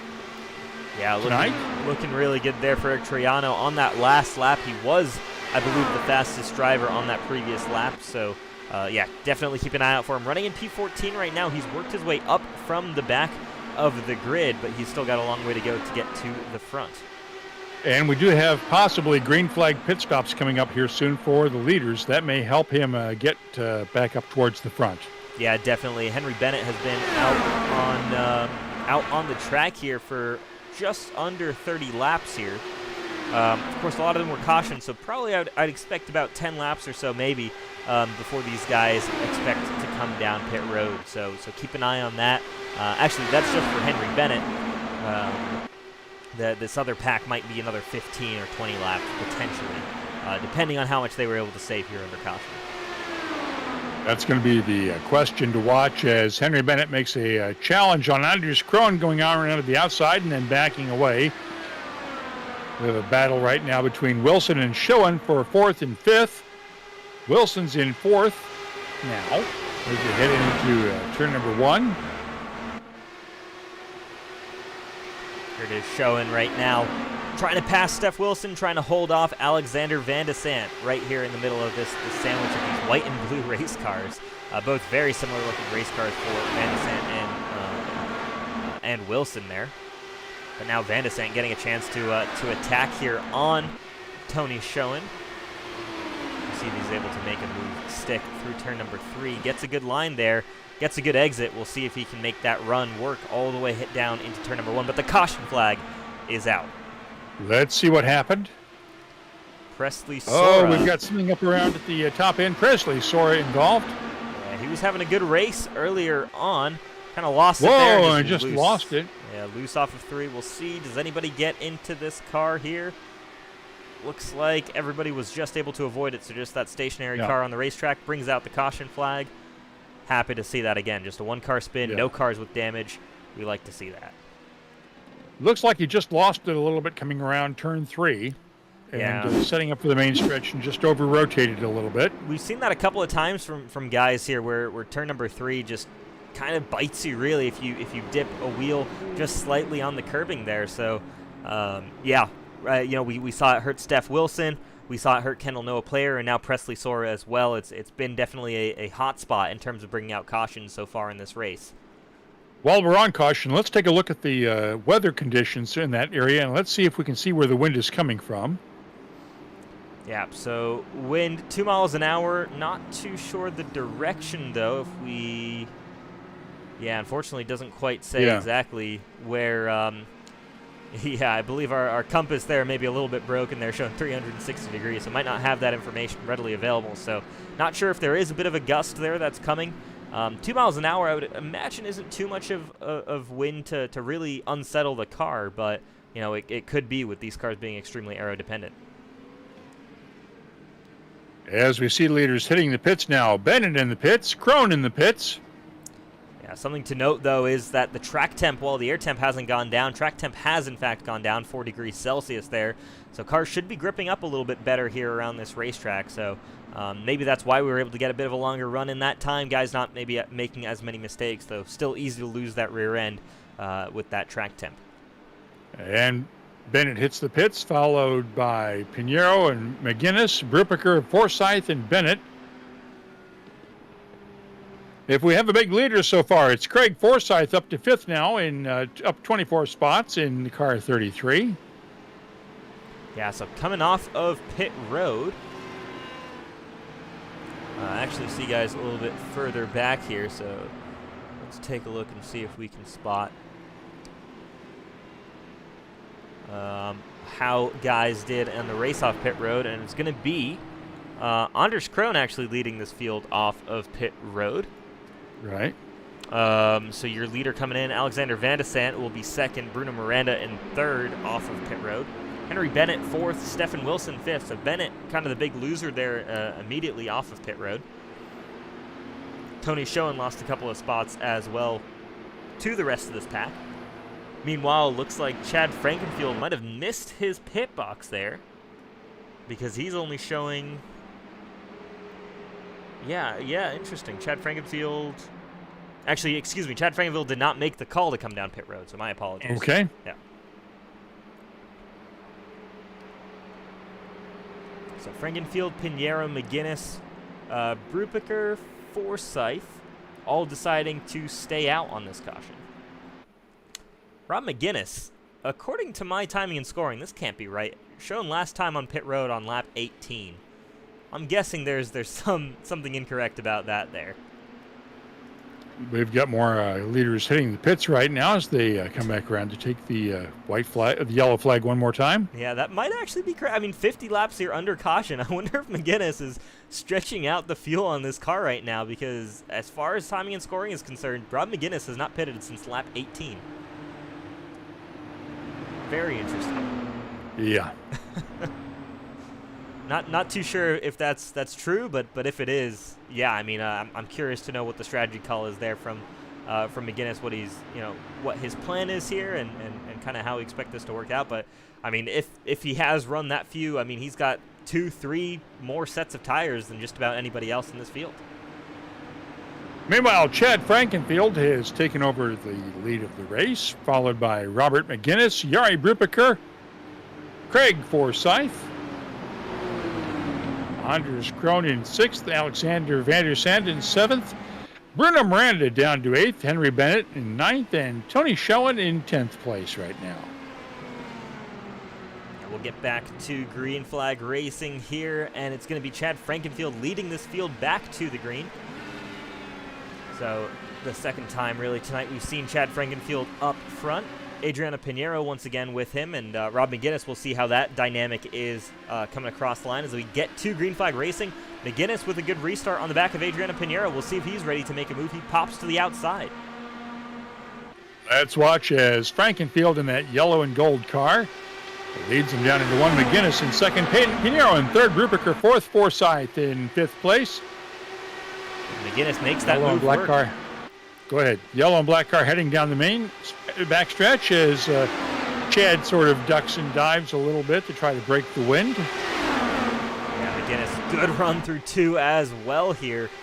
I'm shocked if this is a car that's been on these same tires for 50 laps here.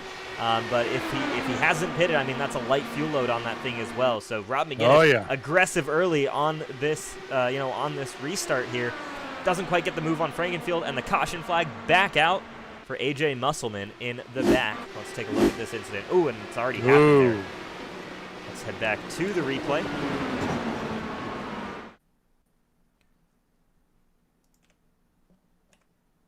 Take a look at what happened. Okay.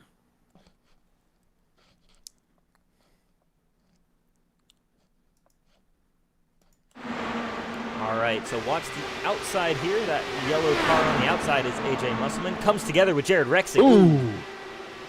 Touching wheels and getting up in the air just a little bit, and bouncing all over the place on the outside and then into the inside retaining wall. Yeah, unfortunate there for Musselman. Just too wide there through that corner. Doesn't always work, and those two come together. That doesn't work out for Musselman. I think Rexing might still be okay. We'll find out. Yeah, we'll hop back. There might have been some damage on that 10 car of Jared Rexing, but actually shows to be in reasonable condition here rolling around this racetrack. So it might have just been enough of a side hit for Rexing that he won't have to come down pit road for damage. All right, so... Wait, go ahead. No, I'm just saying, if Rob McGinnis has not pitted yet, he's got to come down this time around. So that'll tell us. I'm staggered if this car has stayed out for this long. That really has been an impressive fuel run if he's managed this. It is typical for McGinnis, though. That is one of his specialties, is fuel saving and getting the most out of his car without the most amount of fuel. Yeah, and he stays out, so really interesting here. Yeah, if he's got this, I mean, huge props to Rob McGinnis for saving some fuel here. Not sure though, because if we get a long green flag run here, this could be very dangerous for him in terms of the situation that he's in. I wonder what I wonder what his dashboard is saying in terms of how much fuel he has left. I'd love to know, because he's potentially done an incredible job here of saving all of that fuel. Can we look over his shoulder on an in-car?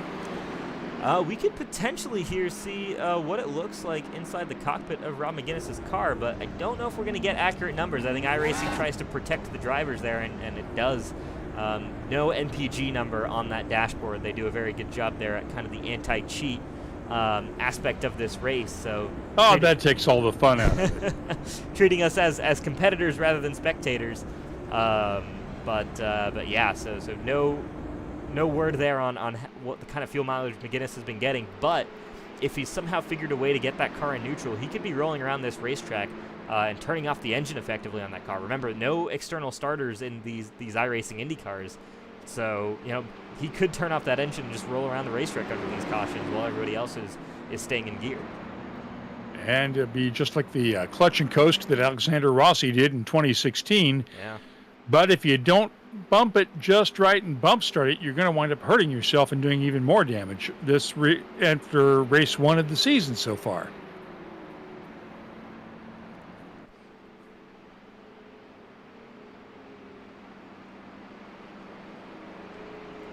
All right, so lap 72 of 200, we've done a better job at this kind of second quarter of this race and making it through here.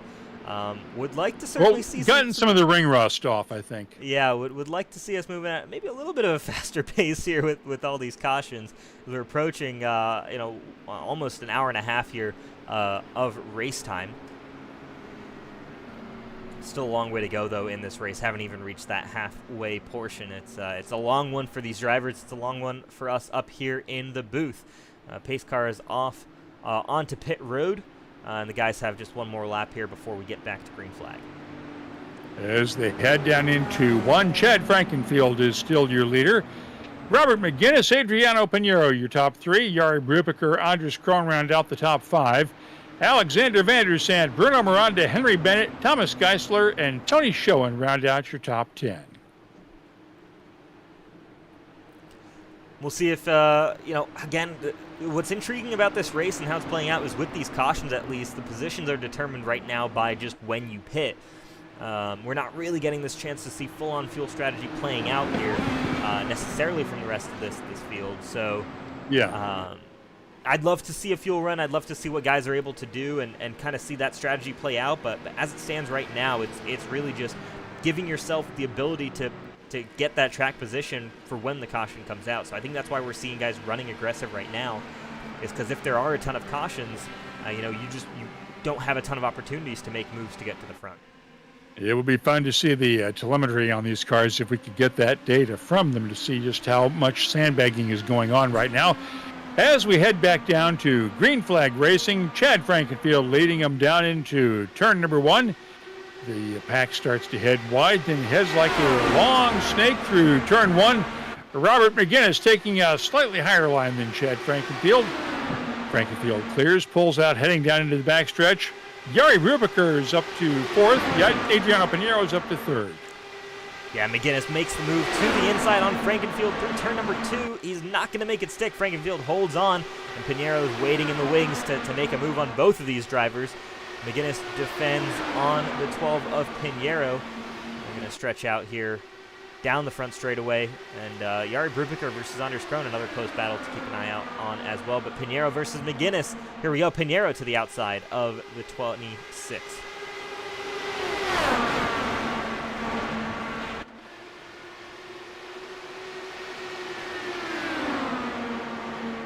Frankenfield still with about a 3-car length lead over Pineiro. Rupiker third, McGinnis fourth now. Krohn fifth.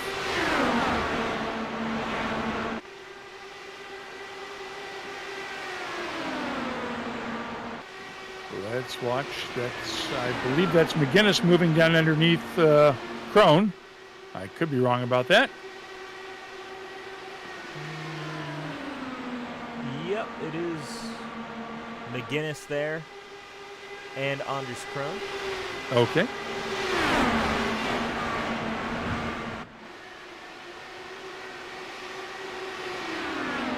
Krohn pulling out to a slight lead over McGinnis now. Anders Krohn, of course, a veteran race car driver and driver agent right now, showing the young guys how it's done. Yeah, another one of the great mentors there in the Road to Indy program. Of course, Road to Indy, one of the best young driver programs really out there in motorsport today. Ensures that Indy Lights champions get a shot in IndyCar and the Indy 500. And great sponsorship and great, prize money for drivers to compete in the next levels if they, compete well in their existing, level of the sport. Pinheiro looking to try and get the lead on Frankenfield, but not enough. And Jari Brubaker has done a great job here. These top 3 have separated themselves. Anders Krohn right now holding back kind of the rest of the field. Actually, it might have been Robert McGinnis even here that's holding back the rest of this field here. Might be starting to feel the age of those tires if, again, assuming our timing and scoring is correct. Yeah. We've not seen many of these guys hitting the pits recently at all, have we? Yeah, we really haven't, but there you see the run that Bruno Miranda got there off of turn number 3, as well as Alexander Van de Sande. Van de Sande, I think, had to check up there because McGinnis came over and blocked, but yeah, here we go. McGinnis kind of starting to stumble a little bit down the order as these guys on fresher tires start to take over. Pinheiro to the inside here in turn number 2 on Frankenfield. He's going to get the move done and is able to clear the 15 car, but Frankenfield not done yet. He's going to make a move down the inside into turn number 3. And Frankenfield takes that lead heading into turn number 3, pulls ahead by 3-car lengths, heading down the main stretch at Pocono as we complete lap number 78. Here they come. You can see them snaking down this front straightaway, using all of it down. And here comes Pinheiro again underneath. Yeah, so great battle once again. Pinheiro and Frankenfield have dueled before here. Yep. We're seeing this once again here, them putting on a great show for us. Frankenfield to the inside into turn number 2. I wonder if he can make that move work. He does, because he gets there before the corner begins. We'll see now if Pinheiro, though, is able to get the run into 3. Not quite going to be able to get there, I think. He's going to try the outside, but I don't think that outside really works here in this flatter turn 3 versus 1 and 2. Right. Pinheiro took the Frankenfield took the low line and managed to hold on to the lead. Now they weave down the main stretch, come back out high towards the turn. Here comes Pinheiro. He'll take the lead going into turn number 1. Frankenfield going high. He'll pull it back out, going down the back stretch now. The long straight here at Pocono. With that, and we have a caution flag out. Yeah, caution out here. Tony Schoen looks like the cause of this one. And looks like we just caught that at the end of the incident. So once again, we'll head back and take a quick look and see what exactly happened here to Tony Schoen, who was competitive for the race win here. So it's pretty shocking to see him involved in this caution. He was competitive for it. Here he is battling with Henry Bennett there and Rob McGinnis by the looks of it. takes that He's high going line to turn tie three. and, just right into the wall and almost clipped by another car. Yeah, I think Victor Del Porto got into him as well, so that right rear damage is probably going to end the day there for Tony Schoen. Yep. Really unfortunate for him. Huge speed in that car. Oh, there. yeah. Just loses it there. You can see no real rear grip on that thing, and yeah, he's going to have to tow that back to pit road. Unfortunate end to the day for him. We're on lap number 81. Chad Frankenfield, your leader. Rich, do we have sponsors we should show some love to while we're in a caution period? Absolutely, yeah. We'll head back here while we're under caution and get some quick sponsor reads or sponsor ads, excuse me, from both C2 Freight and Response Energy once again.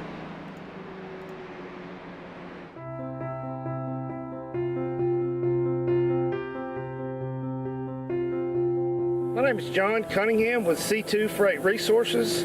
We are a Hub Zone certified logistics company here in Houston, Alabama. We've been in business for over 20 years, working with the Department of Defense and the federal government, among many other customers. C2 is committed to truckload shipments along with less than truckload shipments across the United States, Canada, and Mexico. Our high level of service is what keeps our customers coming back year after year. Our industry-leading transportation management software, along with our tracking software, allow our customers to know where their shipments are at any time, any day. In closing, C2 Freight looks forward to earning your trust and business through actions day in and day out. We know if given the opportunity, you'll be pleased with our service and communication.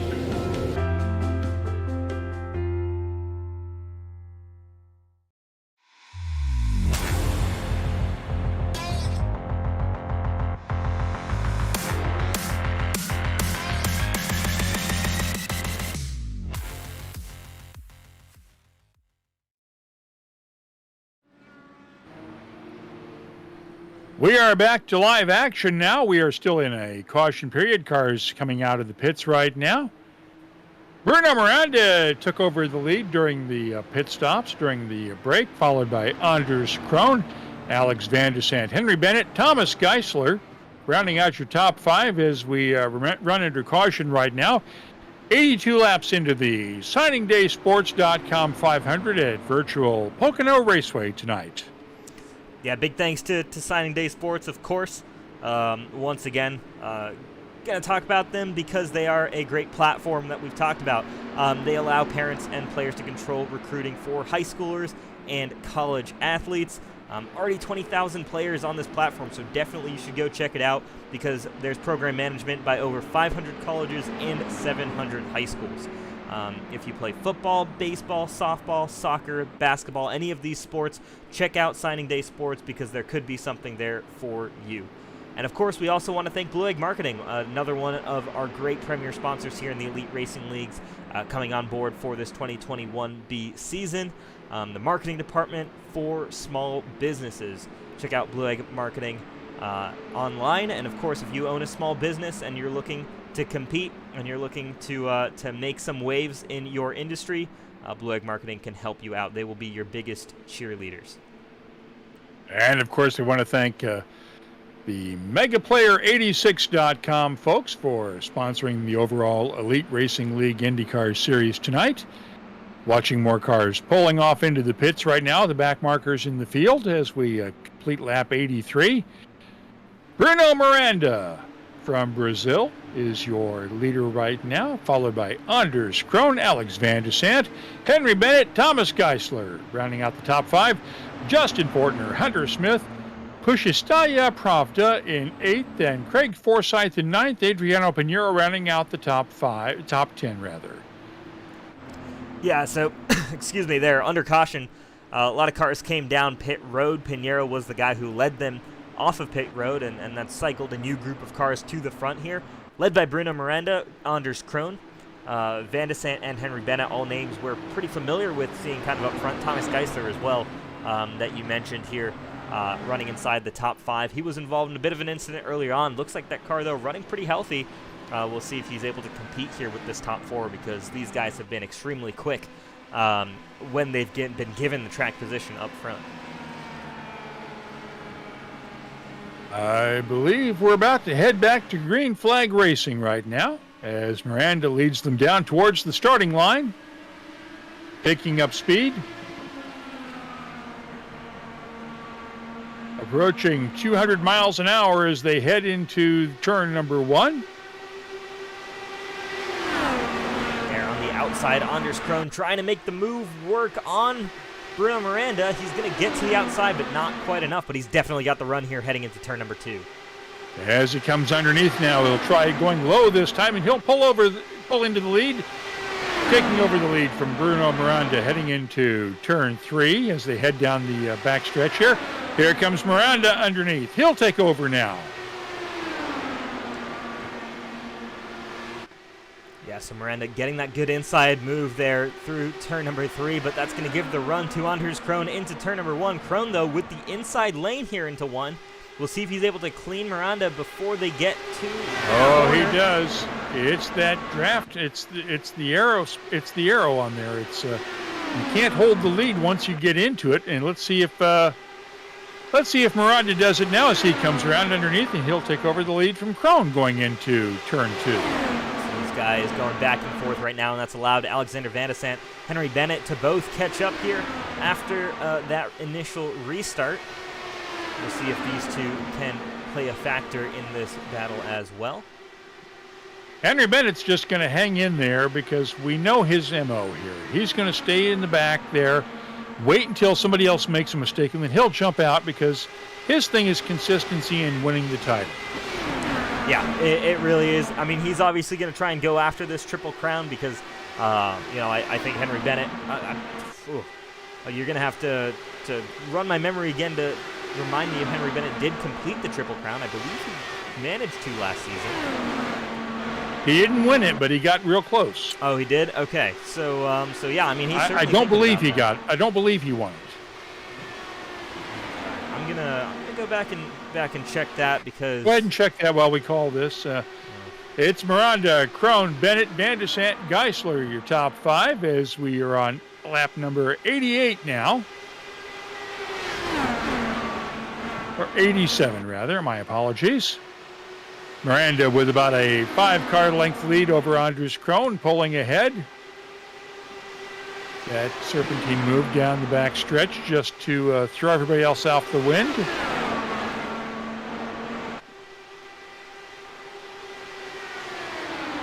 Bennett now in 3rd, followed by Van de Sant.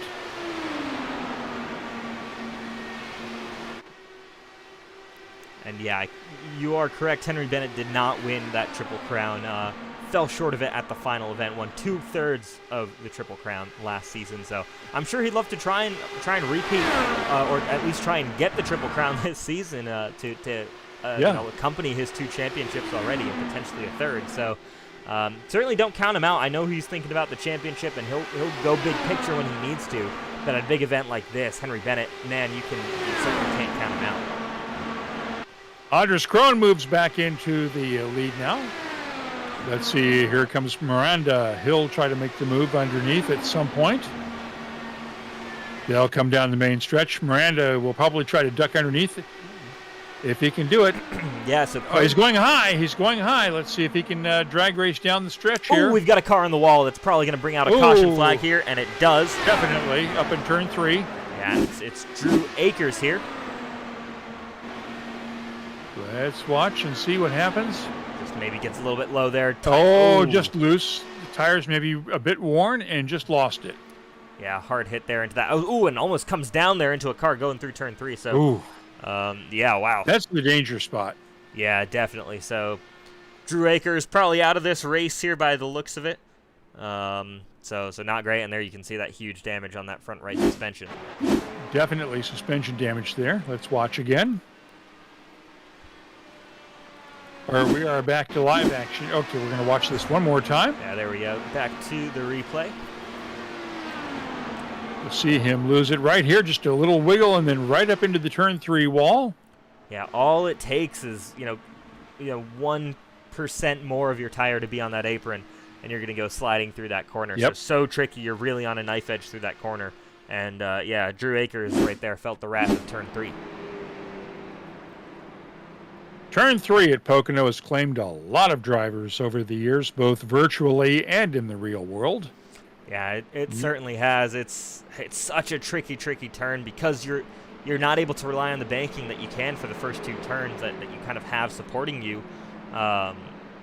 Turn 3 just, it can, I've run a couple of races here in these IndyCars at Pocono, and every single time, 1 and 2 you can figure out pretty easily, but 3 is always a challenge, no matter who you are. And 3 is modeled on Milwaukee, the Milwaukee Mile, which is always a challenge for the IndyCars. Now, while these guys are rolling around here under another caution flag, we're going to take a quick break. We'll leave you with some pictures of the cars out on the track, but we'll be back with you with the call just before we get back to green flag racing.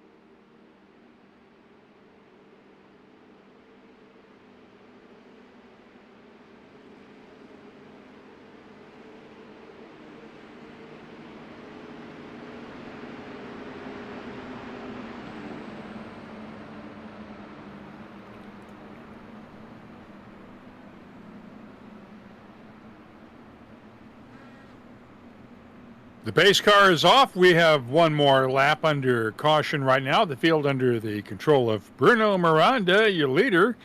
Anders Krohn is in second. Henry Bennett in third. Alex van der Sant fourth. Adriano Pinheiro is in fifth. It's Mark Gillespie and Rich Geisler with the call tonight in the Mega Player 86 IndyCar Series on the Elite Racing League. We are at the SigningDaySports.com 500, also known as the 24 Hours of Pocono. Or at least it'll seem like that by the end of the night. Lap 93, nearing the halfway point. Yeah, it certainly felt like that. The fact that we're an hour and 45 into this race and we haven't even hit halfway is not promising. Hopefully guys start to clean it up, but man, it's been a long night already. And a lot of these guys are out of practice. Yeah, definitely. Because we've been off all summer long and not having had a chance to get the sim rigs out until just now, and this week to maybe get ready for it, and so we got to give them a little bit of slack here tonight. We can give them some slack here, but I'm sure. But we're still going to bust their chops for it. Oh, absolutely. That's for sure here. But we're going to get back to green flag racing here. Bruno Miranda is going to lead the field back to green flag racing. Gets a reasonable jump here. Anders Krohn now has to fend off Henry Bennett. And Alexander van der Sant, who are all going to go to the outside. Bennett, van der Sant, and Pinheiro all taking this outside lane in turn number 1. It's not going to be enough, and Krohn moves underneath Bennett to take in, and now here comes Bennett underneath Krohn. Yeah, so Bennett coming down the back stretch. Great run off the corner. He's going to clear Anders Krohn well before turn number 2, and that's going to set him up perfectly to chase down now Bruno Miranda heading into turn number 3. And here comes van der Sant going in fourth right now, trying to make a move for third. And the yellow flag is back out. Okay, who do we get to blame this time around? Looks like Victor Del Porto running side by side there with Pushastaya Pravada. And you see the incident. Looks like something else happened there a little bit further up the road as well. Take a look at that. There's what I think caused it. So 2 incidents, honestly, actually, for the price of 1, I think we got there. Because Pushastaya Pravada there just kind of got loose, or excuse me, got tight out of the corner, came back down into the wall. Meanwhile, Del Porto, that was a side-by-side incident there with, I can't tell who that is on the inside there, but they came together and that sent Del Porto into the wall. So 2 cars involved in that, but 2 separate accidents bringing out this caution. Let's see who Del Porto was riding close to, and can't really tell. Yeah, kind of tough to say here. Let's take a look. The numbers kind of blend in on the car there, on the livery. Yeah, was that Hunter Smith? It might have been Hunter Smith. There it was, yep. Yep, Hunter Smith. So there you go. So Hunter Smith, the one who ran side by side there with Victor Del Porto. Del Porto into the wall. Pushastaya Pravada was a single car wreck there, caused by the driver itself.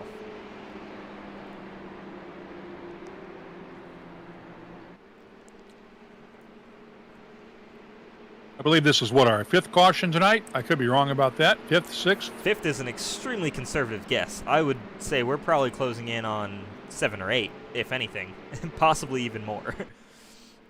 I'm being generous. Yeah. I was gonna say it's not too sure if I actually have something that can tell us here about what we've seen so far in this race in terms of cautions, but yeah, it certainly hasn't been pretty in terms of the number of green flag laps versus yellow flag laps. Got a feel for the drivers here, because at least we can go to a commercial break and take a few seconds off and take a quick break, but these guys are in the seats for the entire 3 hours or so. Yeah, it can definitely get tiring, especially when you're pacing around like this, though. I don't know, you've got something to do a little bit, I guess, while running around and pacing, focusing on something within the car. So definitely, or they're on the in-driver chat yelling at each other, exactly, causing so many cautions. Exactly. So there's something to do for these drivers here under caution. They'll find something to do here, I'm sure.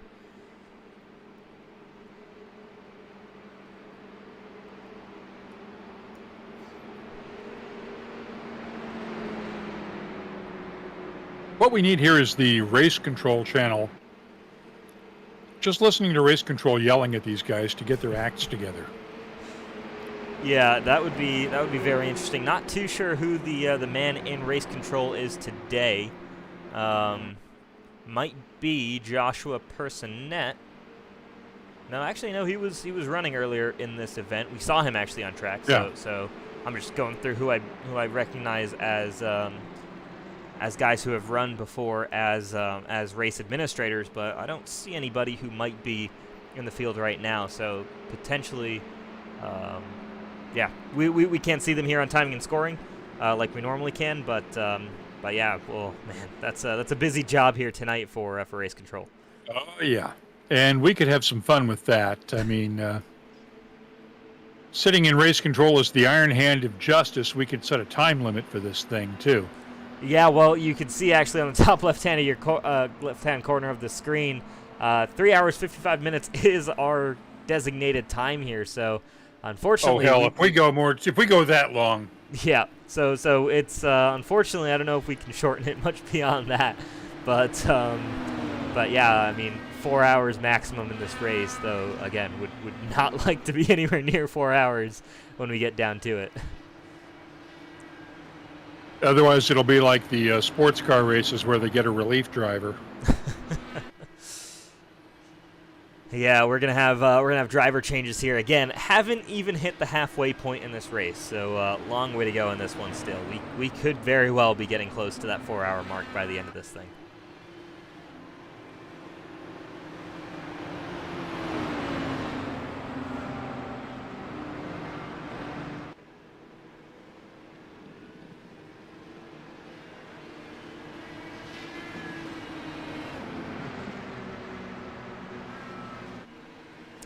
Pace car is off, so we are getting back to actual green flag racing here, which hopefully we are seeing some of the chat here, and there is some frustration among the drivers, among themselves, with each other right now too. So, yeah, there certainly is some frustration here. Guys are, I know we've run clean 500-mile races before with minimal cautions. So it's a little bit of a surprise here that guys are struggling right now. Yes, maybe some of them are out of practice, and yes, we've got some new guys around, but I mean, this is not what we expect to see here from this field, that's for sure. One of those new guys is leading right now. Bruno Miranda, in his first race in the IndyCar Series, is leading on lap 98, getting down to the halfway point of tonight's race, followed by our two-time defending series champion, Henry Bennett, taking the high line into 3. Not quite enough to get into the lead ahead of Miranda as he comes down to complete lap 99.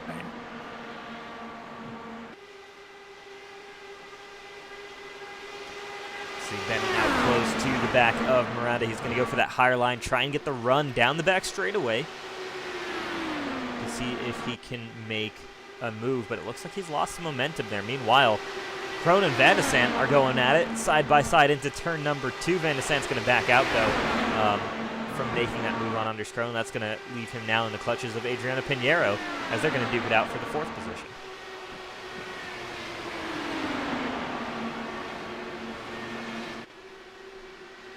Just a reminder, if you like tonight's action, join us 2 weeks from tonight, September 10th. Our next race in the MegaPlayer86.com Elite Racing Series is at the Barber Motorsports Park in Virtual, Alabama. We'll be running on the road course 2 weeks from tonight on September 10th at 7:30 Eastern Time, right here on the Elite Racing League's YouTube channel. Let's watch as Krohn moves underneath. I'm sorry, that's Pinheiro going underneath Van de Sant. Yeah, Krohn a little bit further up the road here. Meanwhile, Bennett and Miranda not too close together, at least on that last run here. Pinheiro might come under fire from Van de Sant down the front straightaway, and the caution flag is out. Oh! Big wreck there in the back. Big one. Let's see what happened there. Craig Forsyth, the one involved in that wreck, and side by side off the corner there. Hard hit. Who was that he hit? Might have been. Couldn't tell. Yeah, might have been Rob McGinnis. And I think it was there, yeah, on the outside. Yep. So again, we'll head back. Let's get the in-car on this one. Oof. Hard hit, those two running side by side, and yeah, I think I think you're right here. This could certainly be very interesting. Let's head back to the replay and watch the Craig Forsyth in-car heading into this corner.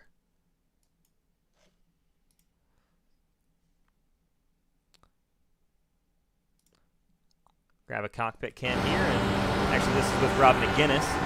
This is the car that was involved in this incident. So Forsyth goes there up the track, and yeah, you're just kind of 2 cars into one line right there, I think. All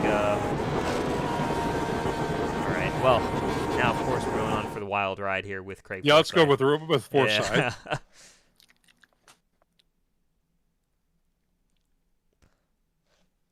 Since there are no real consequences in here, we have nothing to lose but the dignity of the drivers involved.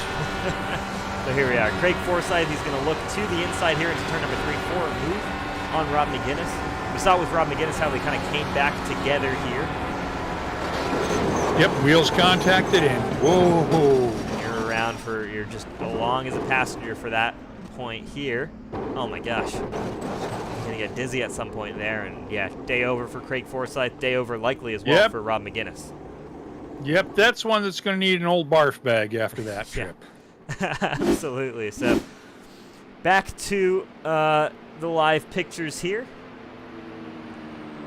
We should be due for pit stops here, I would think. I would certainly guess that's the case, yeah. So expect these guys last pitted on lap 67, past the halfway mark here, under caution, or potentially, actually, I think just when that yellow flag came out, they had just passed that halfway point. So a long way to go still in this event here, and we're going to see guys all coming down pit road here to make that call. Jari Brubaker might stay out here, and I think he will. So Brubaker, who pitted on lap 81, he's actually got, I think, some of the freshest tires compared to some of these other guys. Thomas Geisler, Presley Sora, Jared Rexing also making that call to stay out. Expect to see the same from Justin Fortner, Alec Balvans, Hunter Smith, and I think we're seeing that just now, who all pitted on that last caution. And Smith involved in an incident earlier, several laps back, but able to make up some of those positions now.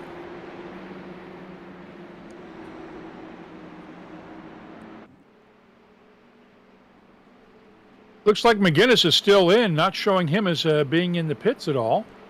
Yeah, McGinnis is he rolling around the racetrack? No, I think McGinnis has just been shown as now out of the car, so...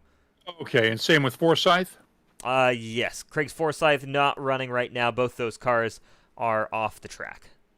Okay.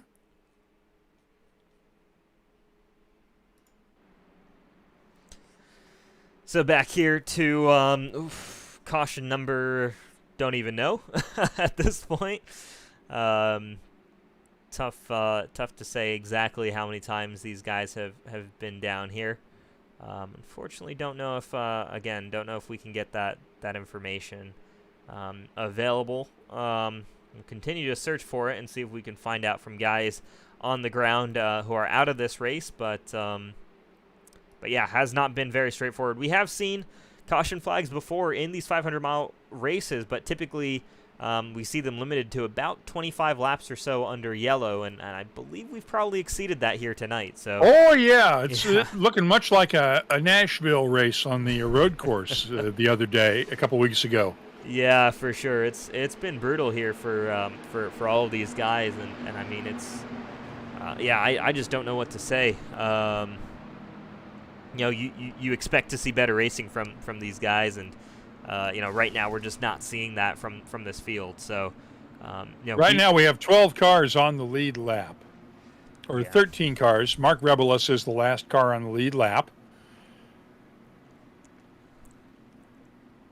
Everybody else is at least one lap down.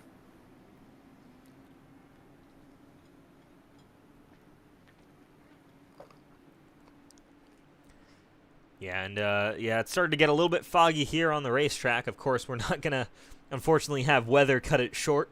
This is certainly one of those situations where I'd love to say, maybe we'll see some rain here in Pocono as we have crossed that halfway point, but no rain here in iRacing quite yet, especially on these ovals. So we are set to play out this race to full distance, assuming we make it on time. And assuming we actually have cars that make it to 500 miles. That's very true. That could be interesting to see how these cars continue to race if if all of them end up pretty banged up here. So. Well, Jari Brubaker is leading the pack now. Thomas Geisler second. Presley Sora, Jared Rexing, Justin Fortner. As we come down to take the green flag again, the serpentine move down the main stretch.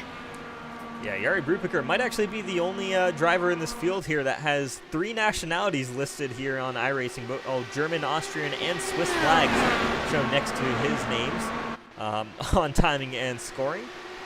Meanwhile, we have a couple of other drivers with some double flags, but yeah, none with triple like Jari here, and maybe that's giving him some horsepower here, having all 3 nations behind him, because he's leading the way here on this restart as Geisler, Sora, and Rexing fight it out for the second position. And here comes Presley Sora in third, trying to make a move on Geisler. Not quite making it stick. Here comes Rexing underneath. He'll try to go around into third place. And it looks like he's got it going into turn 1.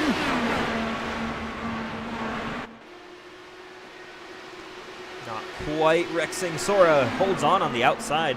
How about Presley Sora? He was involved in a pretty big spin earlier on in this race, and we're seeing that, if you don't wreck the car, you can still very much be in it in these races here. So good for Presley Sora here, coming back and running in third position right now. This is a race of attrition. The last driver standing is going to win tonight. Yeah, this reminds me of Long Beach from last season as well. Another race similar to this, where yeah, I think we had 2 cars finish on the lead lap, 3 cars finish overall. So we could certainly see an event like that. Thankfully, we see a reasonable number of cars running down this front straightaway, but we still have half the race to go. Yeah, far fewer than we'd like at this point. Far fewer than they'd like to be honest about it. Rexing leading Presley Sora heading down into turn 3 for third place right now. Brubaker still leading. A gap of about 3/4 of a second over Thomas Geisler.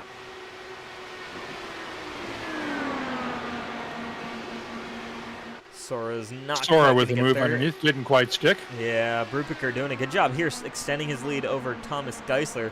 Down the straightaway, we'll see Geisler close in, but Sora's done a good job Brubaker's done a good job at holding him off.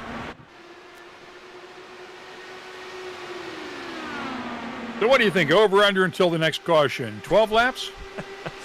As you said that, I'm sure someone's crashing in the back of the field, and we might see one before we even cross the line for this one. So, yeah. Oh, you've gotten so cynical over the summer, Rish.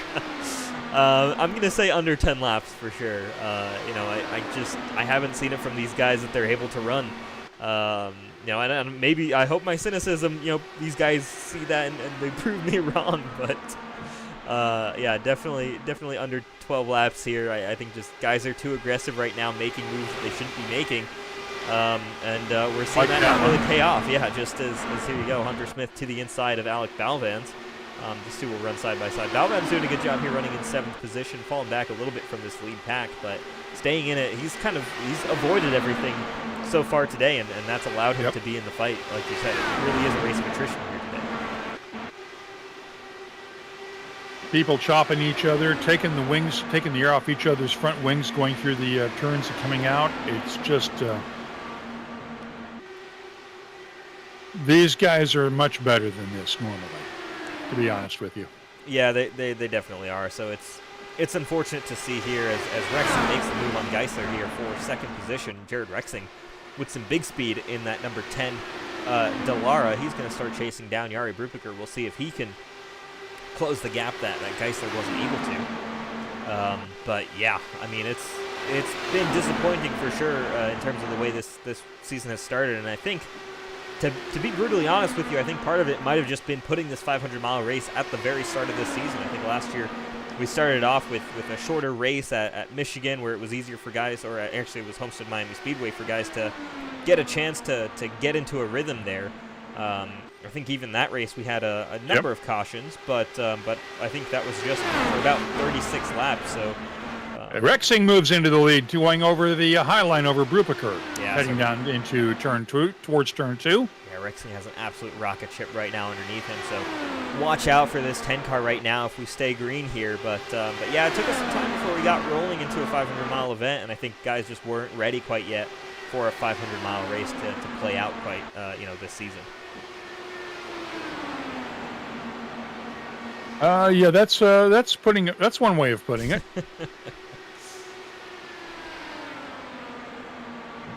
Not trying to be mean here, but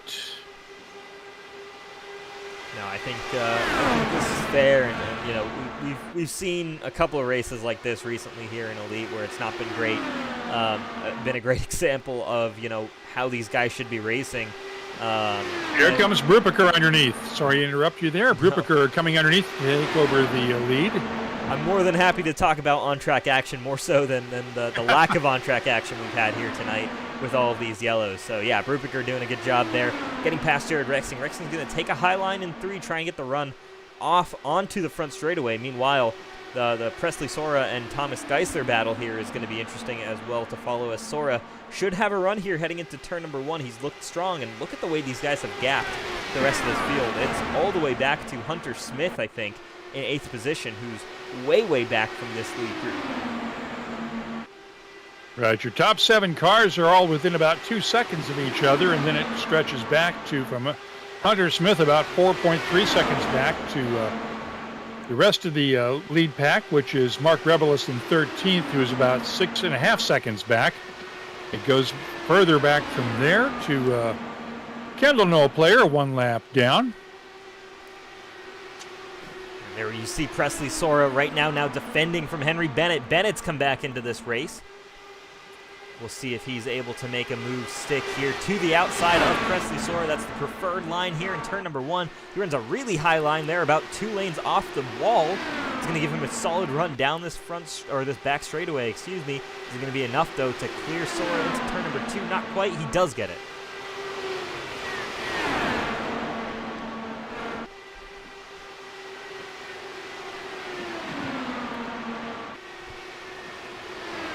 Loses that lead to Brupiker, so these guys back to shifting it back and forth here. We'll see if Rexing can get another run here or if he's going to fall back to Geisler. It is intriguing, the way this race plays out on these large racetracks where you've got a lot of slipstream. It really is all about the momentum and how much you can carry, over the span of a lap and where you can maintain the momentum. Because, we can see guys make moves and pass, 2-3 cars over the span of 2 laps, but then they could very easily lose those positions within the next lap here if they don't maintain that momentum. So you really have to be clever about how you make moves, and you've got to do it in such a way that when you advantage yourself, you disadvantage the driver around you to prevent him from coming back and making moves. Because I think so many times tonight we see guys make a move in one corner, and because they have to sacrifice the exit on the corner to where they made that overtake, suddenly the guy they just passed is now on their inside ready to pass in the next corner. So you've got to be smart, especially as we come down towards the end of this race, in terms of making your moves and doing it in such a way that the guy you're passing is disadvantaged and can't come back at you and make a move. Here comes Presley Sora making a move underneath Henry Bennett, trying to take over 4th place. Bennett holds on for 4th. Let's see if Sora makes a move going into 2. Not quite there, but yeah, look how Justin Fortner as well has now kind of entered this battle here for 4th position. Again, haven't really talked about him too much tonight. He's had a quiet night, and honestly, tonight you want to have a quiet night. So great to see there for Justin Fortner. Unless you're leading, if we're talking about you, it's because you done screwed up something. Absolutely. So Jari Brupiker right now stretching that out over Jared Rexing again here. Meanwhile, in that last lap, Bruno Miranda in 9th position. He was leading early on in this race, kind of stuck in that second pack. Just set the fastest lap of this race at a 41.68. So look out for this car. He's just passed Hunter Smith, and now he's got clean track in front of him. The problem is I don't know if he's going to be able to close into Anders Krohn there a whole 3 seconds up the road. So Bruno Miranda might be up against him here. Give him time. All we need is one more caution. That's very true. If we stay green here, it's going to be tough for Bruno Miranda, but that is a quick car for that young Brazilian there. Yeah, we'll keep an eye on him because he could certainly play a factor as this race continues to play out. Another fast lap by him, 41.91 now that he's got some clean air. 230 miles an hour top speed on that last lap. So Bruno Miranda is coming for these guys right now as they're duking it out for this lead. Watching Henry Bennett in the green number 1. Chasing Presley Sora. That's a battle for 4th position on the track right now.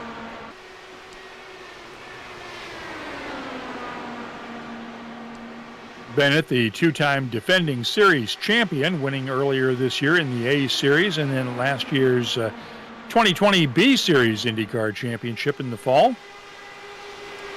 Bennett's just been so impressive in these cars, and he's always a contender, so it's so difficult to for anybody to really compete with him.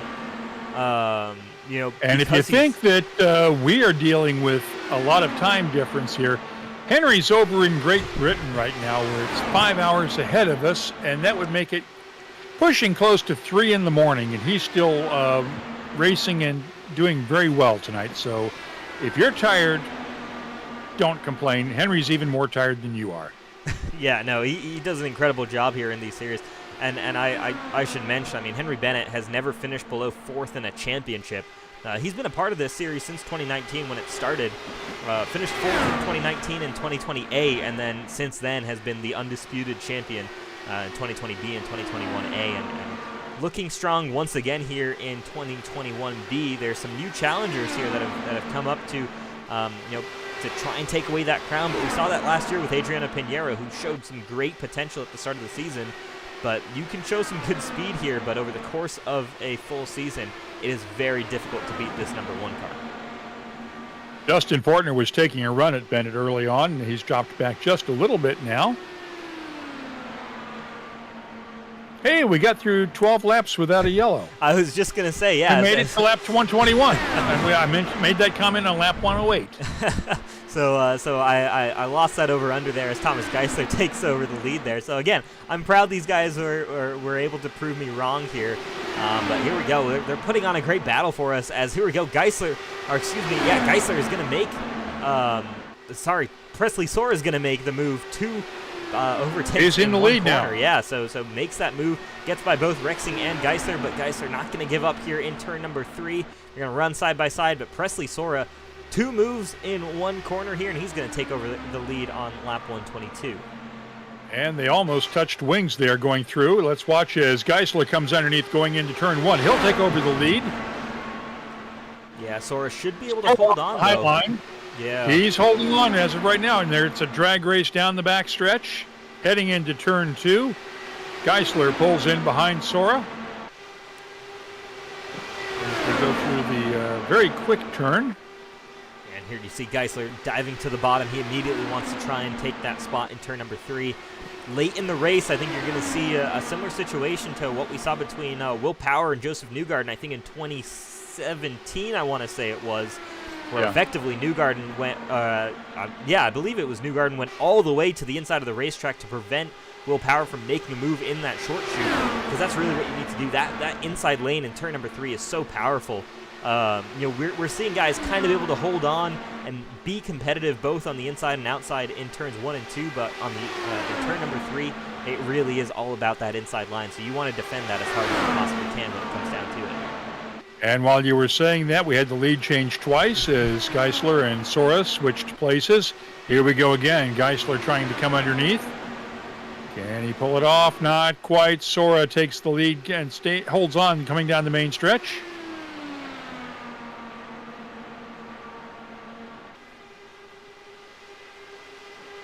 You can see how spread out the cars are now. Someone just entered pit row. We'll keep an eye on that. Brendan Madonia a little bit further back there in 17th position. So he'll bring that car down. We are getting close to it, actually. It's about time. It definitely is here. Let's take a look at pit strategy. 33 laps or so for Sora, Geisler, Rexing. These guys expect to see them coming down pit road, honestly, within the next 2 or 3 laps here, with a couple of caution flags run there.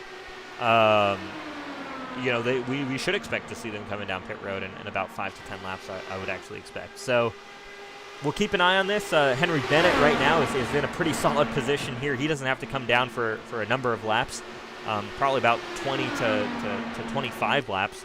Same thing with Bruno Miranda, Anders Krohn, and Alexander Madison.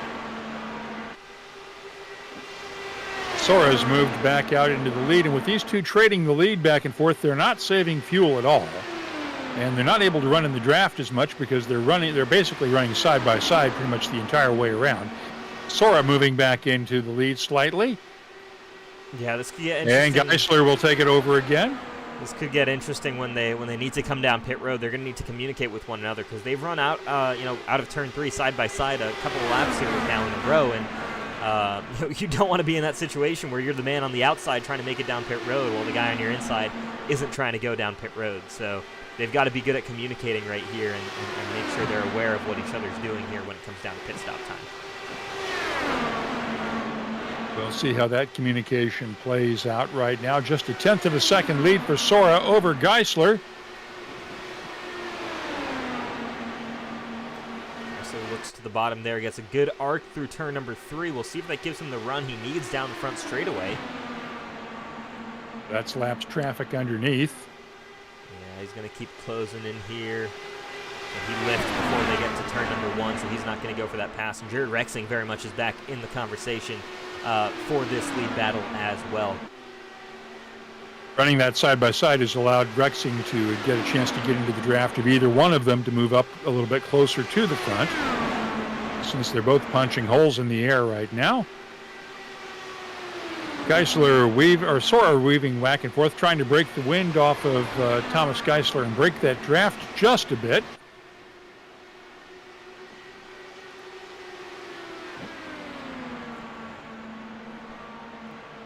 Sora and Rexing both into the pits now. Geisler is in the lead. Henry Bennett is holding on to second now. Fortner in third. Both Sora and Rexing hit the pits at the same time.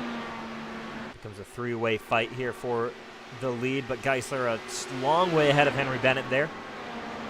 So we'll see if these guys are able to make a jump here by staying out an extra lap, or if the guys who just pitted in, Presley Sora and Jared Rexing, because they came in so close together, if they're able to maybe work together to make the pass here. So Geisler is going to slow down, come down pit road. Henry Bennett, we talked about, has enough fuel in the tank to go another 10-15 laps here. So he's going to take over the lead of this race right now. But the battle we want to follow is going to be Geisler versus Sora. And here comes Thomas Geisler slowly down pit road. And you want to stop on your marks perfectly, and I think he does just that. That's going to affect that pit stop time. There is some randomness to how long you're on pit road, but of course how well you stop in your box does affect, of course, how effectively your pit crew can allow you to pit. Here comes Presley Sora around the final corner. It's going to be close, but I think it might be Geisler with the advantage here across as Geisler's left. Yeah, here we go. He's left the pit. So, but Sora has a full head of steam. There he goes into one. He's going to have the advantage. He'll put Sora. He'll go ahead of Sora, or ahead of Geisler. Can Rexing now get in front of Geisler as well? It looks like he'll have that advantage, but he's not actually going to be able to make the move before turn 2. He's going to stick behind here, so not a huge loss there for Thomas Geisler. Pretty much right back where he was before, because he's just behind Presley Sora. Should suck right back in to that number 98 car. Justin Fortner just left the pits as well. He's being shown still in 8th place. Yeah, so these guys should easily pass Fortner here, and I think they'll do just that here as Fortner just now releases off the pit limiter. You'll see him on the far right of your picture. Hunter Smith in the pits now out of 5th place. Good catch there. So, yeah, Hunter Smith all coming down pit road. Again, we go back to this top here, and let's take a look at this once again, at this pit strategy. And see here, so the rest of these guys, this top 6 shouldn't need to come down pit road for a few laps here now. Hunter Smith, we saw, just came down pit road. So Presley Sora as well, we've just seen come off of pit road. This round of pit stops, look who's back in 2nd place now, Bruno Miranda. Yeah, and he's closing in on Henry Bennett. I mean, look at the gap he's been able to close in over the course of these past couple of laps here.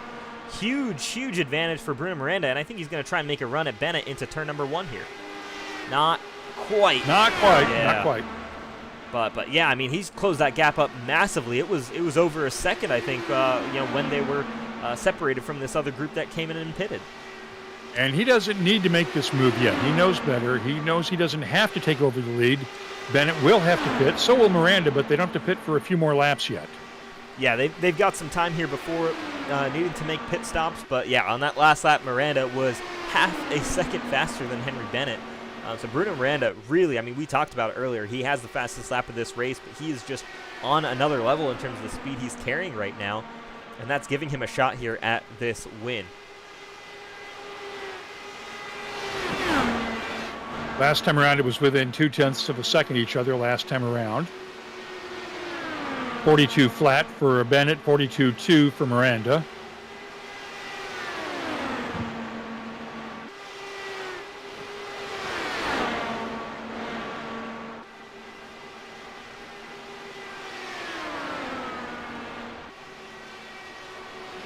This has been our longest stretch of green flag running so far tonight. It really has, and it's been great to see. And here we go. And Bruno Miranda's Miranda in the pit. comes down pit road, so interesting to see there how soon that was, and that might just be because of this green flag run here. Guys are coming in sooner than expected, but Henry Bennett, how about that? We know he's good at saving fuel. We know he thinks Rogers, strategy. Krohn, and Pinheiro are in as well. Yeah, it's Van de Sant and Bennett both out front, and these two, the two veterans, really kind of running up front right now in this group. Know how to save fuel, know when to kind of back off a little bit, and I was kind of paying attention to Bennett backing off a little bit earlier. Thought he just lost a bit of pace, but no, of course, the wily fox Henry Bennett saving enough fuel here to run an extra lap here on these guys. Maybe take a little bit less fuel or run a little bit longer. He's going to run 2 laps longer than Bruno Miranda. This is big here for Henry Bennett. This could really affect the strategy of this race and how it plays out towards the end. Henry just had the fastest lap of the race so far, 41.65. Yeah, he's just been released. He's been fuel saving up until this point, and now Henry Bennett has just been given this opportunity to go extremely fast. Yeah, he got a little bit of a draft help there from the cars in front that he's about to lap, but man, oh man, Henry Bennett's on it right now, and he's trying very hard to maintain this lead, but getting stuck behind another car here briefly isn't going to help him. He's still got a 6.5-second lead. Nothing to complain about. Yeah, well, he's right now looking at Presley Sora 30 seconds back in terms of when he's going to come out, and here he comes down pit road. Van de Sant, expect to see him come down pit road as well. No. Yes, okay, there we go. Van de Sant a little bit high there entering pit road, but both these guys will come down, and that means Bruno Miranda now will lead this field back around, and we'll see now if Miranda is able to make the overtake on Bennett, if the rest of this pack is able to make the overtake on Bennett. They're still in turn 2, heading down the short chute towards 3. Bennett still in his pit box. And now is exiting pit road. You see there on the top left of your screen. So Miranda has a full head of steam. Yeah, this is going to be interesting to see how they merge on this back straightaway. So we don't quite see them yet here. There they are just in front. So down this back straightaway, we'll see. Can Bruno Miranda close that gap up? It looks like he should have that momentum. Easily. He's going to blow Bennett's doors off, moving down the backstretch, heading towards turn 2. Yeah, but Bennett does good enough there that he's going to stay in second place. So it's now battle on between Miranda and Bennett. They're going to have to pit one more time here if it stays green, as we've still got under 60 laps to go. But man, oh man, this is going to be really interesting here. The rookie Bruno Miranda versus the 2-time champ Henry Bennett here, and certainly don't count out any of these other drivers inside the top 6, all of them with an equal shot here at winning this race. But right now, it is Miranda versus Bennett for this event. Bennett taking a higher line through turn 1 than Miranda. Heading down the short chute into turn 2. Yeah, Bennett trying to get a good run here off the corner.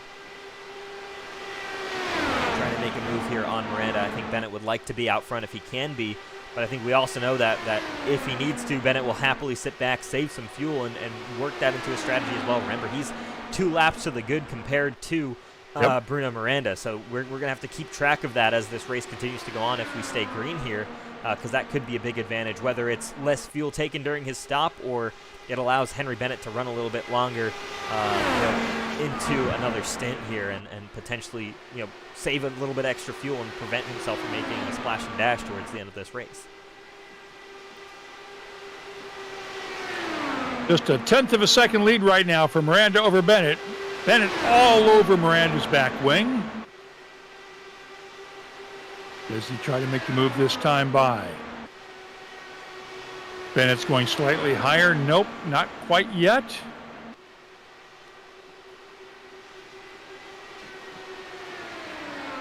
Miranda pulling away to about a 3-car length lead going down the main stretch.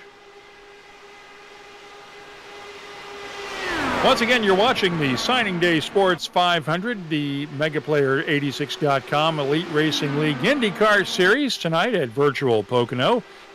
Mark Gillespie along with Rish Geisler. Glad you're with us tonight. We've gotten through a bunch of early caution flags and a bunch of early attrition, and we're down into the final quarter of the race. Nearing lap 150. We're on lap 139 right now, about 60 laps to go. Bruno Miranda is your leader out of Brazil with a slight lead over the two-time defending champion Henry Bennett. Presley Soar is in third. Jared Rexing is in fourth. Thomas Geisler is in fifth.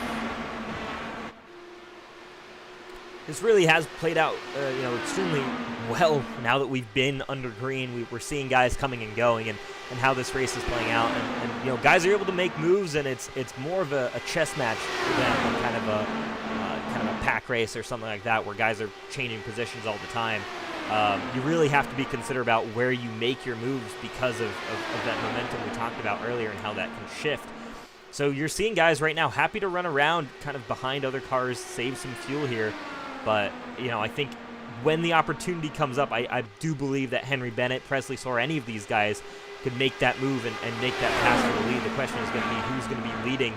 I think coming off that short shoot, off of turn number 2 on the final lap, that's going to be the guy who probably is going to be your winner, assuming they can defend properly into turn number 3. Right now we have 14 cars on the lead lap. Eric Troiano is your last car on the lead lap. He's about 27 seconds behind, and the leaders are starting to close on him just a little bit to knock him down a lap.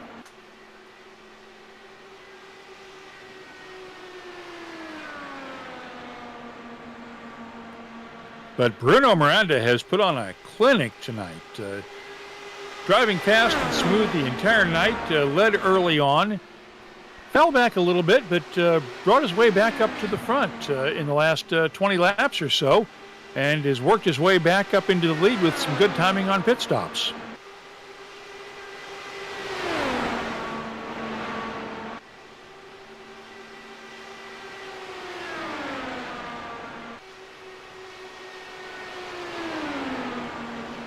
Bennett Dueling with, go ahead. No, sorry, Bennett just working that slightly higher line there again.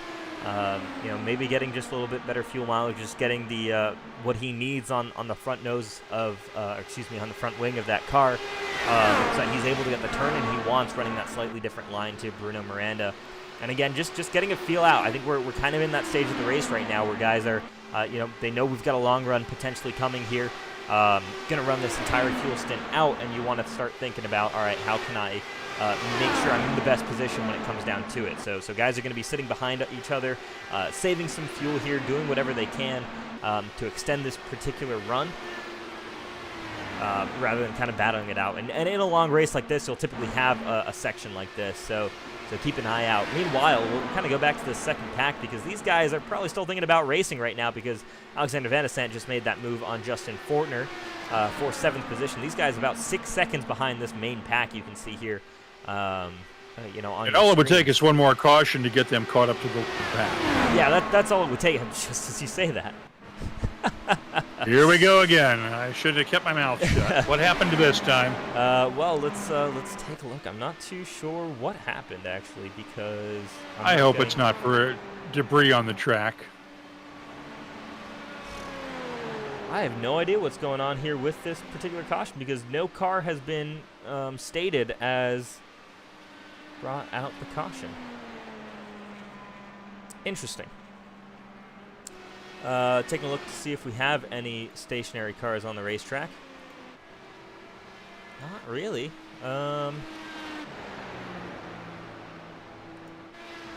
Just flipping through some of the cars that are still running on the track right now. I mean, we only have 16 cars on the racetrack, and none of them look like they slowed down here. Very interesting. Not sure if it was a self-spin by somebody. That could be. That caused this to come out, but didn't even get any notifications there on those. So Haven't even seen the pace car leaving the pits yet. yeah, very very interesting. There's the pace car. There it is. Come out, but yeah, not sure what brought that caution flag out. So I'll reach out to race control, see if they can confirm and see what happened. But yeah, man. Strange caution there. No report on the car that brought it out. Well, things happen from time to time. We got through about 35 laps without a caution, so yeah, that's certainly an improvement over where we've been. Hopefully, we get another 35 laps without a caution, and we're able to finish this race here under green. well, let's take another quick break and give our sponsors some love, and we'll be right back here on the Elite Racing League.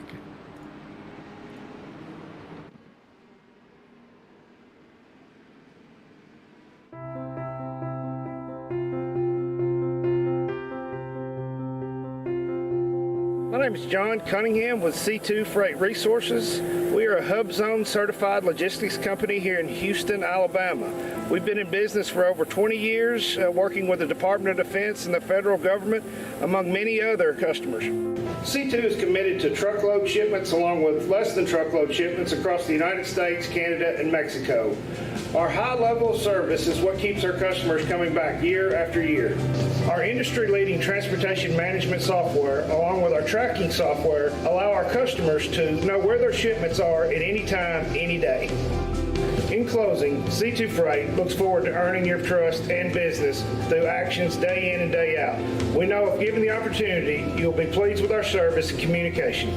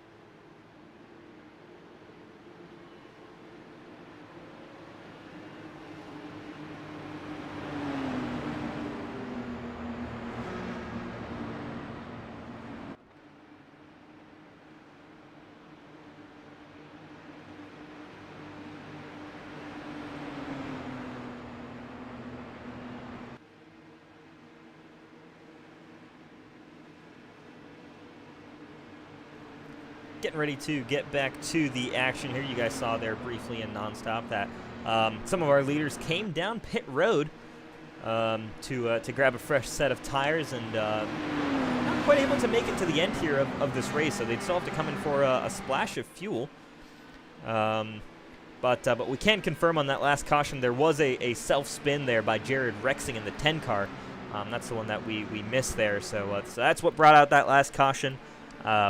We're just about to get ready to get back to green flag racing here, so we're not going to show you that replay here this time by, but potentially we can come back to it a little bit later in this event. But yeah, Thomas Geisler over Anders Krone, Presley Sora, so shaking up field here a little bit, but they're going to get this field back to green.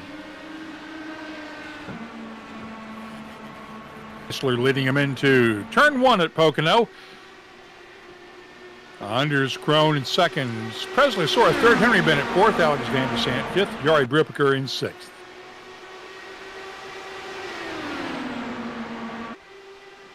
Let's see Geisler now. out to about a 3-car length lead. Anders Krohn now is first time we've seen him kind of back up at front for a little while here up on the green flag run.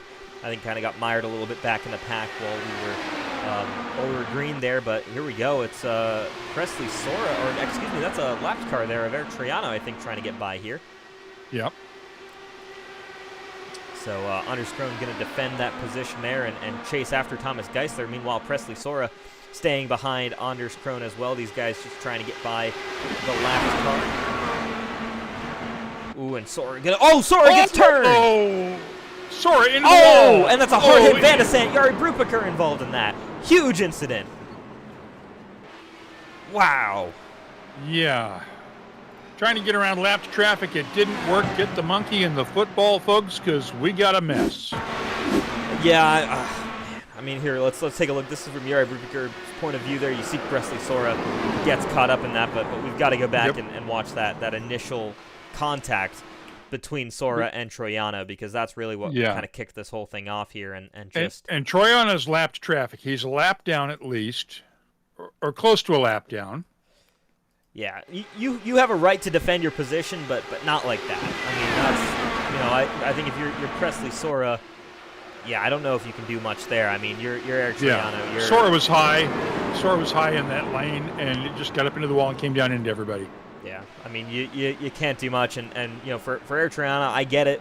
You're trying to get your lap back there, but I mean, that's a lot of really, really good cars there taken out of that. Presley Sora, Alexander Van de Sant, both of them out. Jari Brubaker, Justin Fortner, all of those cars that had a legitimate shot at winning this race, all now out of this. So I'll head back to another caution flag here. Again, we've certainly lost track of the official number of cautions here. Well into the double digits, I would assume, though, at this point. But we still have 50 laps left to go. Yeah, we've just We've just hit 3/4 distance. So how about that? 2.5 hours to get to that point. So it's been a bit of a longer night, but we were able to kind of make this last quarter, get through it a little bit quicker here with that long green flag run, and hopefully we'll get another long green flag run to finish off this event here. But two back-to-back cautions there haven't been too great there.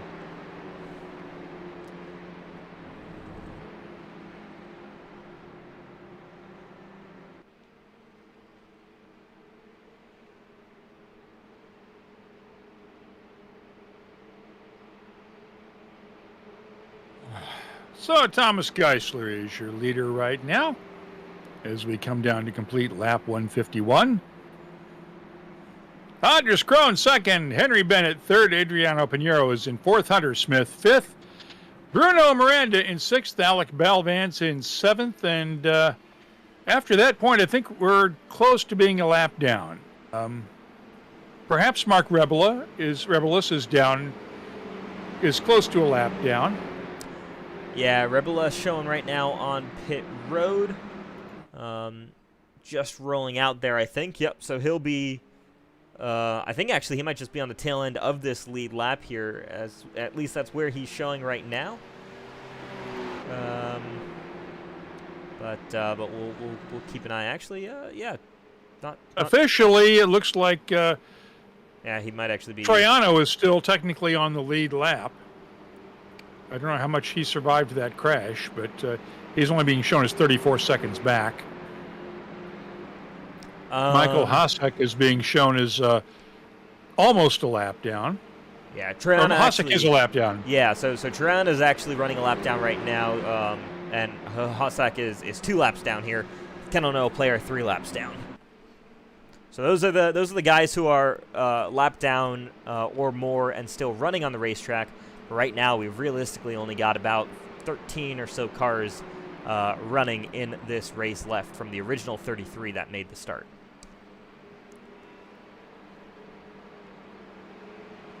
It'll be the last car standing that wins. Thomas Geisler right now is your leader.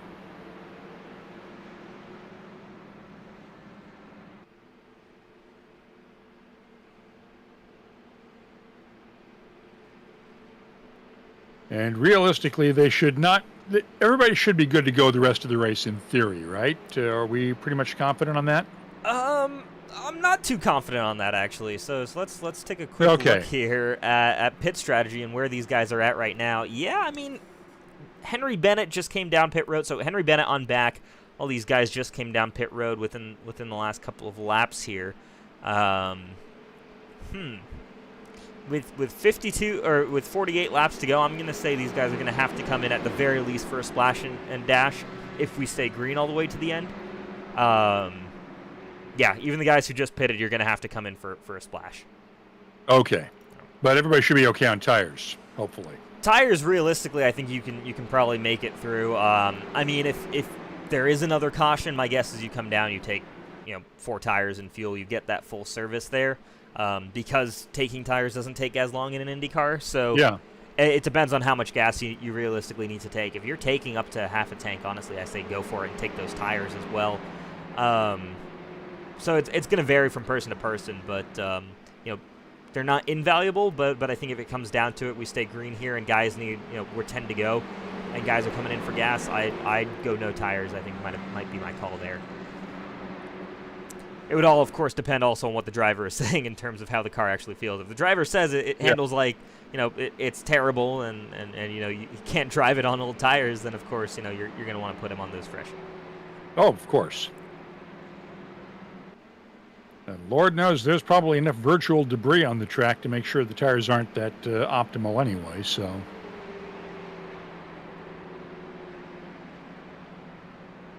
Lights are out on the pace car.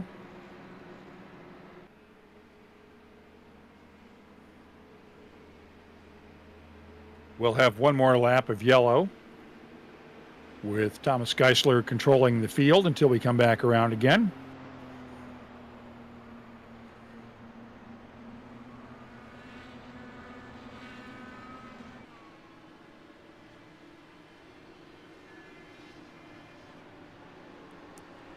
So yeah, you can see just how sparse this field has become. After all these incidents, because yeah.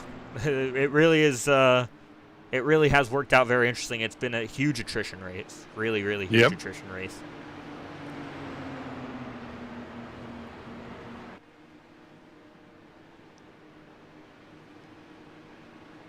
This is one of those cases where I wish we could bring in the driver conversation channels. Yeah, for sure. I love to hear the radio on a 7-second delay. Yeah.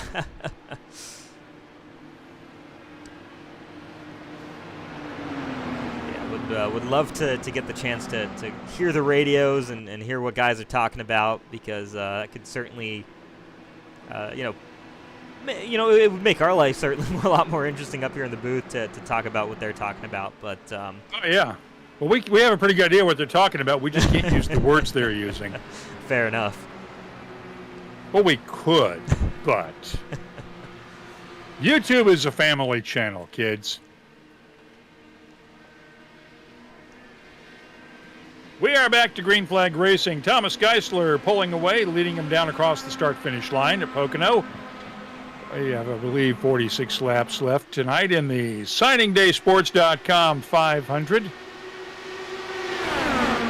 We should note that kids who actually signed using SigningDays.com at the start of the letter of intent period probably now used up at least a good half of their eligibility by now.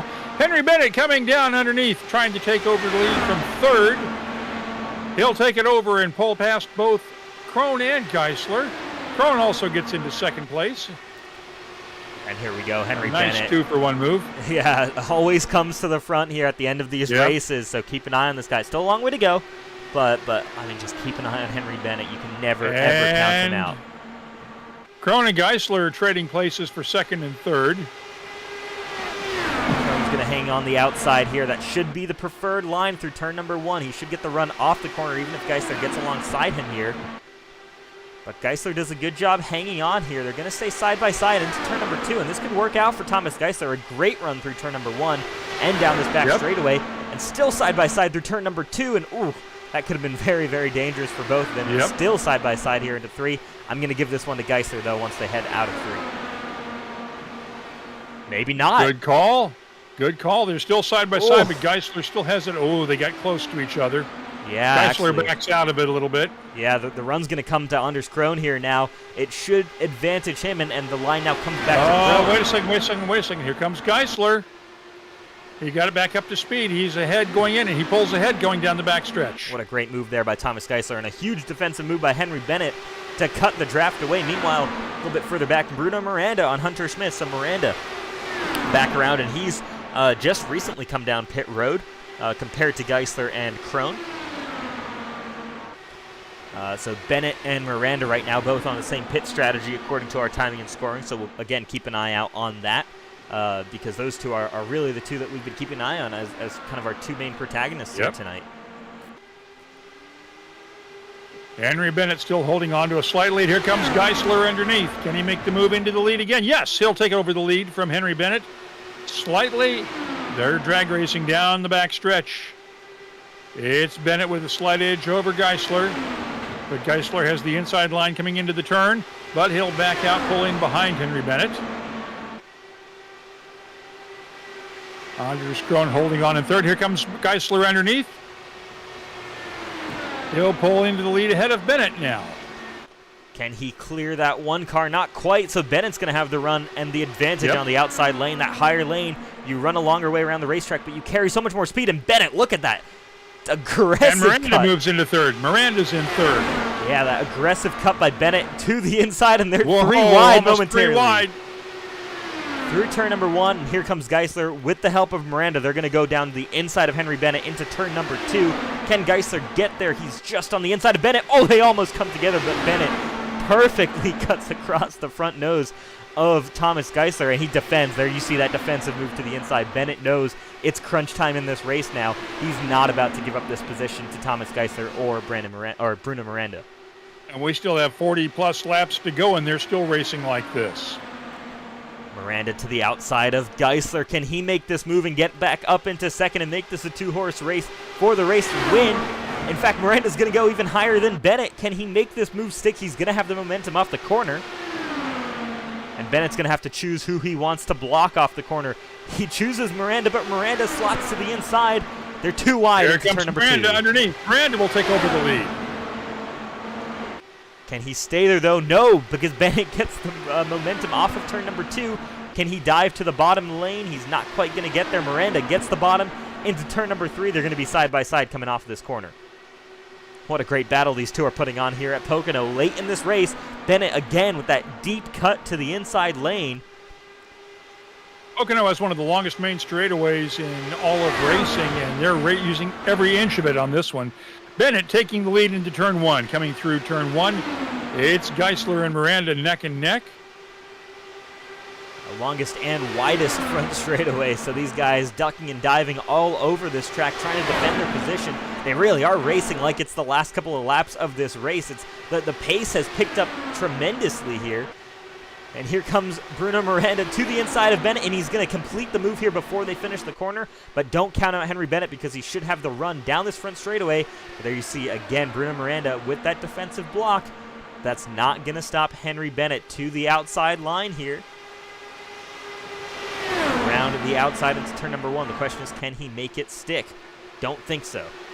No, Miranda's got that shorter line underneath. Here they go. They almost touch wheels. That might clear him. Heading into turn number 2, they're side by side into 2. Bennett with the outside lane. Stays side by side. And Geisler just lurking there right in third place. Miranda with a solid lead now coming down into the main stretch. He will clear Geisler. He will clear Bennett slightly. And Bennett comes back in on the outside. He'll take the high line going into 1. Side by side again all the way through this lap, and Bennett going to try that high lane, going to lose that advantage early on, but the goal of that high lane is to get the run off the corner and not allow Miranda to clear you, and he's done just that. He's going to be side by side. The question is, can he clear Bruno Miranda before they get into turn 2? Not quite. Miranda doing a great job getting the runs off the corner despite running that tighter line on the bottom. And here we go. He now Geisler almost tried to thread the needle there. Yeah, Miranda with the preferred line in turn number 3, but this is the continued battle we see here. Henry Bennett gets the momentum off the corner. He's able to run that top line, but Bruno Miranda doing a great job entering the corner and protecting that inside, and he's taking that shorter way around the racetrack to protect his lead right now. It's not much of a lead, not even a full car length. Oh, they almost touched wing to wheel. So close between these two guys. So much respect between these two guys. And for everybody who came together earlier on in this event, this is how you get racing done here at Pocono. You can run side by side all the way around this racetrack. You can run close to one another without wrecking the car out. Just look at these two. Bruno Miranda, what a rookie debut for this driver. And of course, Henry Bennett, we've come to expect this type of racing and this type of driving here, but he's really putting on a show for us today.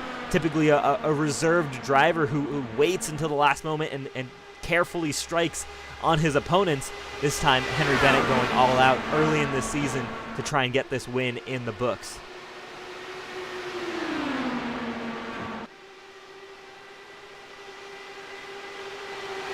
We had the discussion earlier. Bennett has, the only thing he hasn't done in this series is win the Triple Crown. And this is his chance to do just that this season. If he can do it by starting off tonight with a win, that puts him a third of the way to winning the Triple Crown for this season. Caution flag is out. Justin Fortner has crashed is the word, and we'll head to the replay and take a look. Okay, here comes Fortner into 3. Oh, just tight. Ooh. Tight into 2 and a hard hit on the inside wall. Thankfully, it looks like everybody else avoids him, but might be day over there for Justin Fortner. Really hate to see that for him. Yeah. He does jump to the pits, but late in the race, you hate that after enduring all of those cautions to make a mistake like that late here. That's brutal there for Fortner. Let's watch for the pit strategy now and see if anybody comes in now for a splash. Because if they come in now, they can get all the way through. It's going to be really intriguing. I was just looking at that, and I expect everybody to come down pit road. You're getting fuel, you're getting tires here, because you're assuming if we go green, this could very well be a fuel mileage race here. 35 is stretching it a little bit on fuel, but guys can do it. They can make that work. So, this really opens up this race. This could be a really intriguing finish to this event here if we see guys, if we see this go green to the end.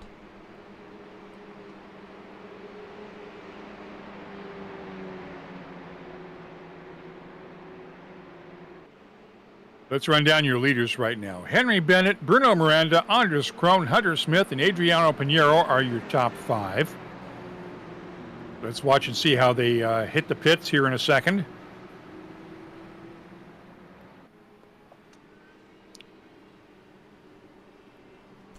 Yeah. Looks like everybody's coming. Makes sense, and you'll see on the left-hand side of your screen, I expect everybody should come down pit road. Eric Triano will stay out to get his lap back. The top 8 are all out. Yeah. The rest of these guys running a lap down, they'll try to get their laps back here. But yeah, if you're running in this lead pack, you're pitting here, you're getting fuel, you're getting tires, because this could be our last caution. This could be the race to the end here. Emphasis on could. Yeah, could. we'll potentially see. Krohn is away. Rebeles, Balvance, Brubaker all away. Bennett, Miranda, everybody's away. Let's see the lead coming off of the pits. And it's Bennett who leads the field off of pit road. So Bennett beats Bruno Miranda off of pit road. Anders Krohn, then Hunter Smith, Adriano Pinheiro, Mark Rebelas, Alec Balvans, and Jari Brubaker are the top 8 there. No change. No change in the top 8. Yeah, so races on once again, and yeah, certainly look out now. Krohn, Hunter Smith, Pinheiro, all of those guys very much involved in this fight here. And any of those guys could steal it. It really has felt like a 2-horse race between Miranda and Bennett at times, but still the race is very much open to the rest of these guys here within this top 8. We should note Thomas Geisler is still in the pits, but far enough back that he's not going to make a significant role in the race the rest of the way. Yeah, unfortunate. Not too sure what's going on there. But 2 minutes on pit road, that's not been great for Thomas Geisler. looks like that damage is probably going to be race ending, I think, for Geisler. Yeah.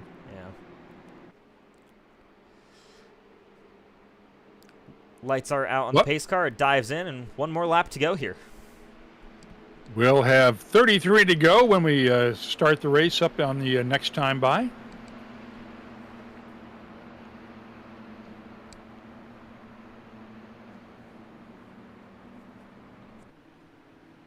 Brupiker back into the pits. Interesting call there. So Brupiker maybe thinking, all right, I can't make it to the end right now, or maybe he wants to push a little bit. That could be a fuel strategy call there. Balvin's also hit the pits again. Eric Triano's back into the pits as well. Yeah, I like this move by these guys, and based on the time they just spent on pit road, that's all for fuel. Fuel only there. So Balvan's, Brupiker back on the racetrack. They're going to catch up to these guys, and they're very much going to be in it. So keep an eye on those two. They've got the best fuel situation now throughout this field. So again, if we stay green here, again, big if, they could be in the best fuel situation. And Geisler is back out too, so that's lapped traffic we're going to have to watch out for. Yeah, good to see for Geisler. They're trying to get some positions up, maybe if anybody else goes out here in this race. So I guess the damage not completely debilitating on that car, but it's going to be a long rest of the race here for Thomas Geisler, I'd assume. It's the first race out of 10 in this year's B Series, the Megaplayer.com or Megaplayer86.com IndyCar Series. From the Elite Racing League. It's the first of 10 races as we head back down to the green flag. We'll start lap 168, 33 to go. Henry Bennett, last year's champion, last season's champion, the two-time defending champion, is in your lead as he heads down into turn one with Bruno Miranda all over his backside. Anders Krohn, Hunter Smith, Adriano Pinheiro, your top five. Yeah, all of these guys hungry for a win, but Bruno Miranda, look at him on this restart. Already to the inside of Henry Bennett. Normally you see that one car gets a reasonable advantage, but no, not this time around. Bruno Miranda, by turn two, already in the lead of this race. Henry Bennett trying to get back up underneath Bruno Miranda's wing and trying to make another move. Miranda pulling away about 2 car lengths, heading down the main stretch.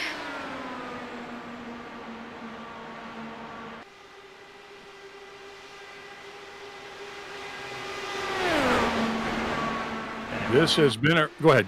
Now Bennett running that higher line again, trying to see if he can make this work. But we're seeing them spread out a little bit right now, and this could be the call by Bennett, is save some fuel here for a couple of laps and then start going after it once again. That and save some tires, too, for the end when you need them. But you don't want to let Bruno Miranda get too far away. He has had a rocket ship all night long. We do not want to let him get too far out in front to make it harder for Henry Bennett to come back.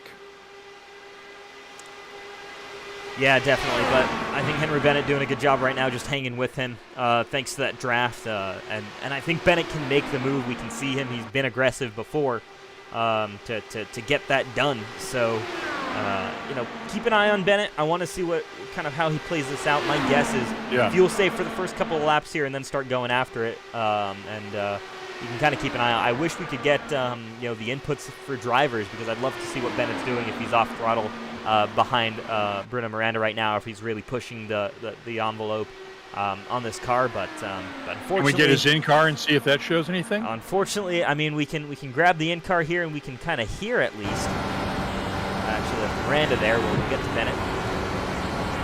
Well, that's Bennett. Yeah, but there's no real indication. You're running in 5th gear, so not necessarily the fuel save gear here. Now it ticks over into 5th.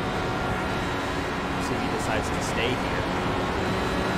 Nope, shifts down to 5th. So I think Bennett right now riding, but not necessarily in full-on fuel save. So it might be close enough where you just need to ride for a couple of laps here to really get it to work, and actually goes down to 4th there. You can see heading into turn number 3. So a number of downshifts around this racetrack. This really is more like a road course with 3 corners, just because of the variations in these corners. It's an oval. Most of the ovals are fairly symmetrical. Pocono is anything but. Yeah, No, for sure. You're every single corner you approach it very differently, and their profile is completely differently, and there's a reason for that. Pocono, I've always loved, especially in these cars where you have tools to play with as a driver. I mean, you're potentially making adjustments for each corner here at Pocono, where you like the balance how it is in turn 1, and then you're on the weight jacker down that long back straightaway, getting it ready for turns 2 and 3. And we've got to point out, Henry Bennett has the advantage here in experience in these cars and these tracks, because Bruno Miranda has not run this series before. Yeah. He's not run with this specific design of car on these tracks, on Pocono, and Bennett's going to have the advantage when it comes down to a strategy race. Yeah, definitely. Bruno Miranda has shown incredible pace here for the rookie in the elite racing leagues.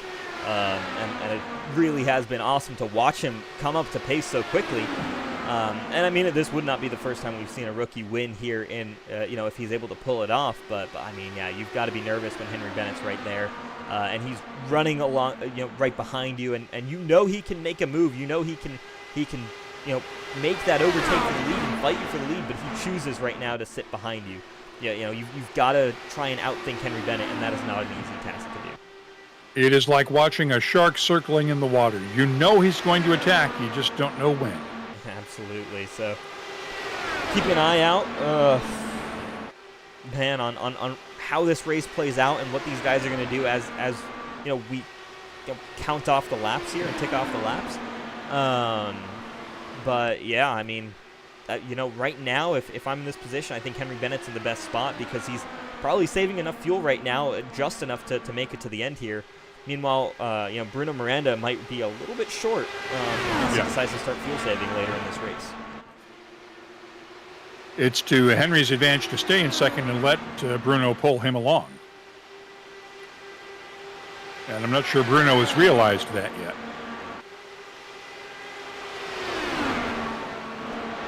Yeah, so hopefully Bruno's looking at that fuel number and he's working towards some kind of number on his steering wheel, and he's at least aware of that. Or he has some kind of indication of how much fuel he has left and how he's going to make it to the end here. Otherwise, yeah, this could very well be Henry Bennett's race to lose.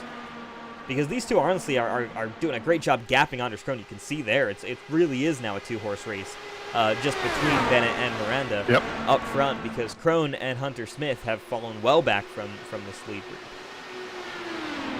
They're more than a second back, and we now have 25 laps to go.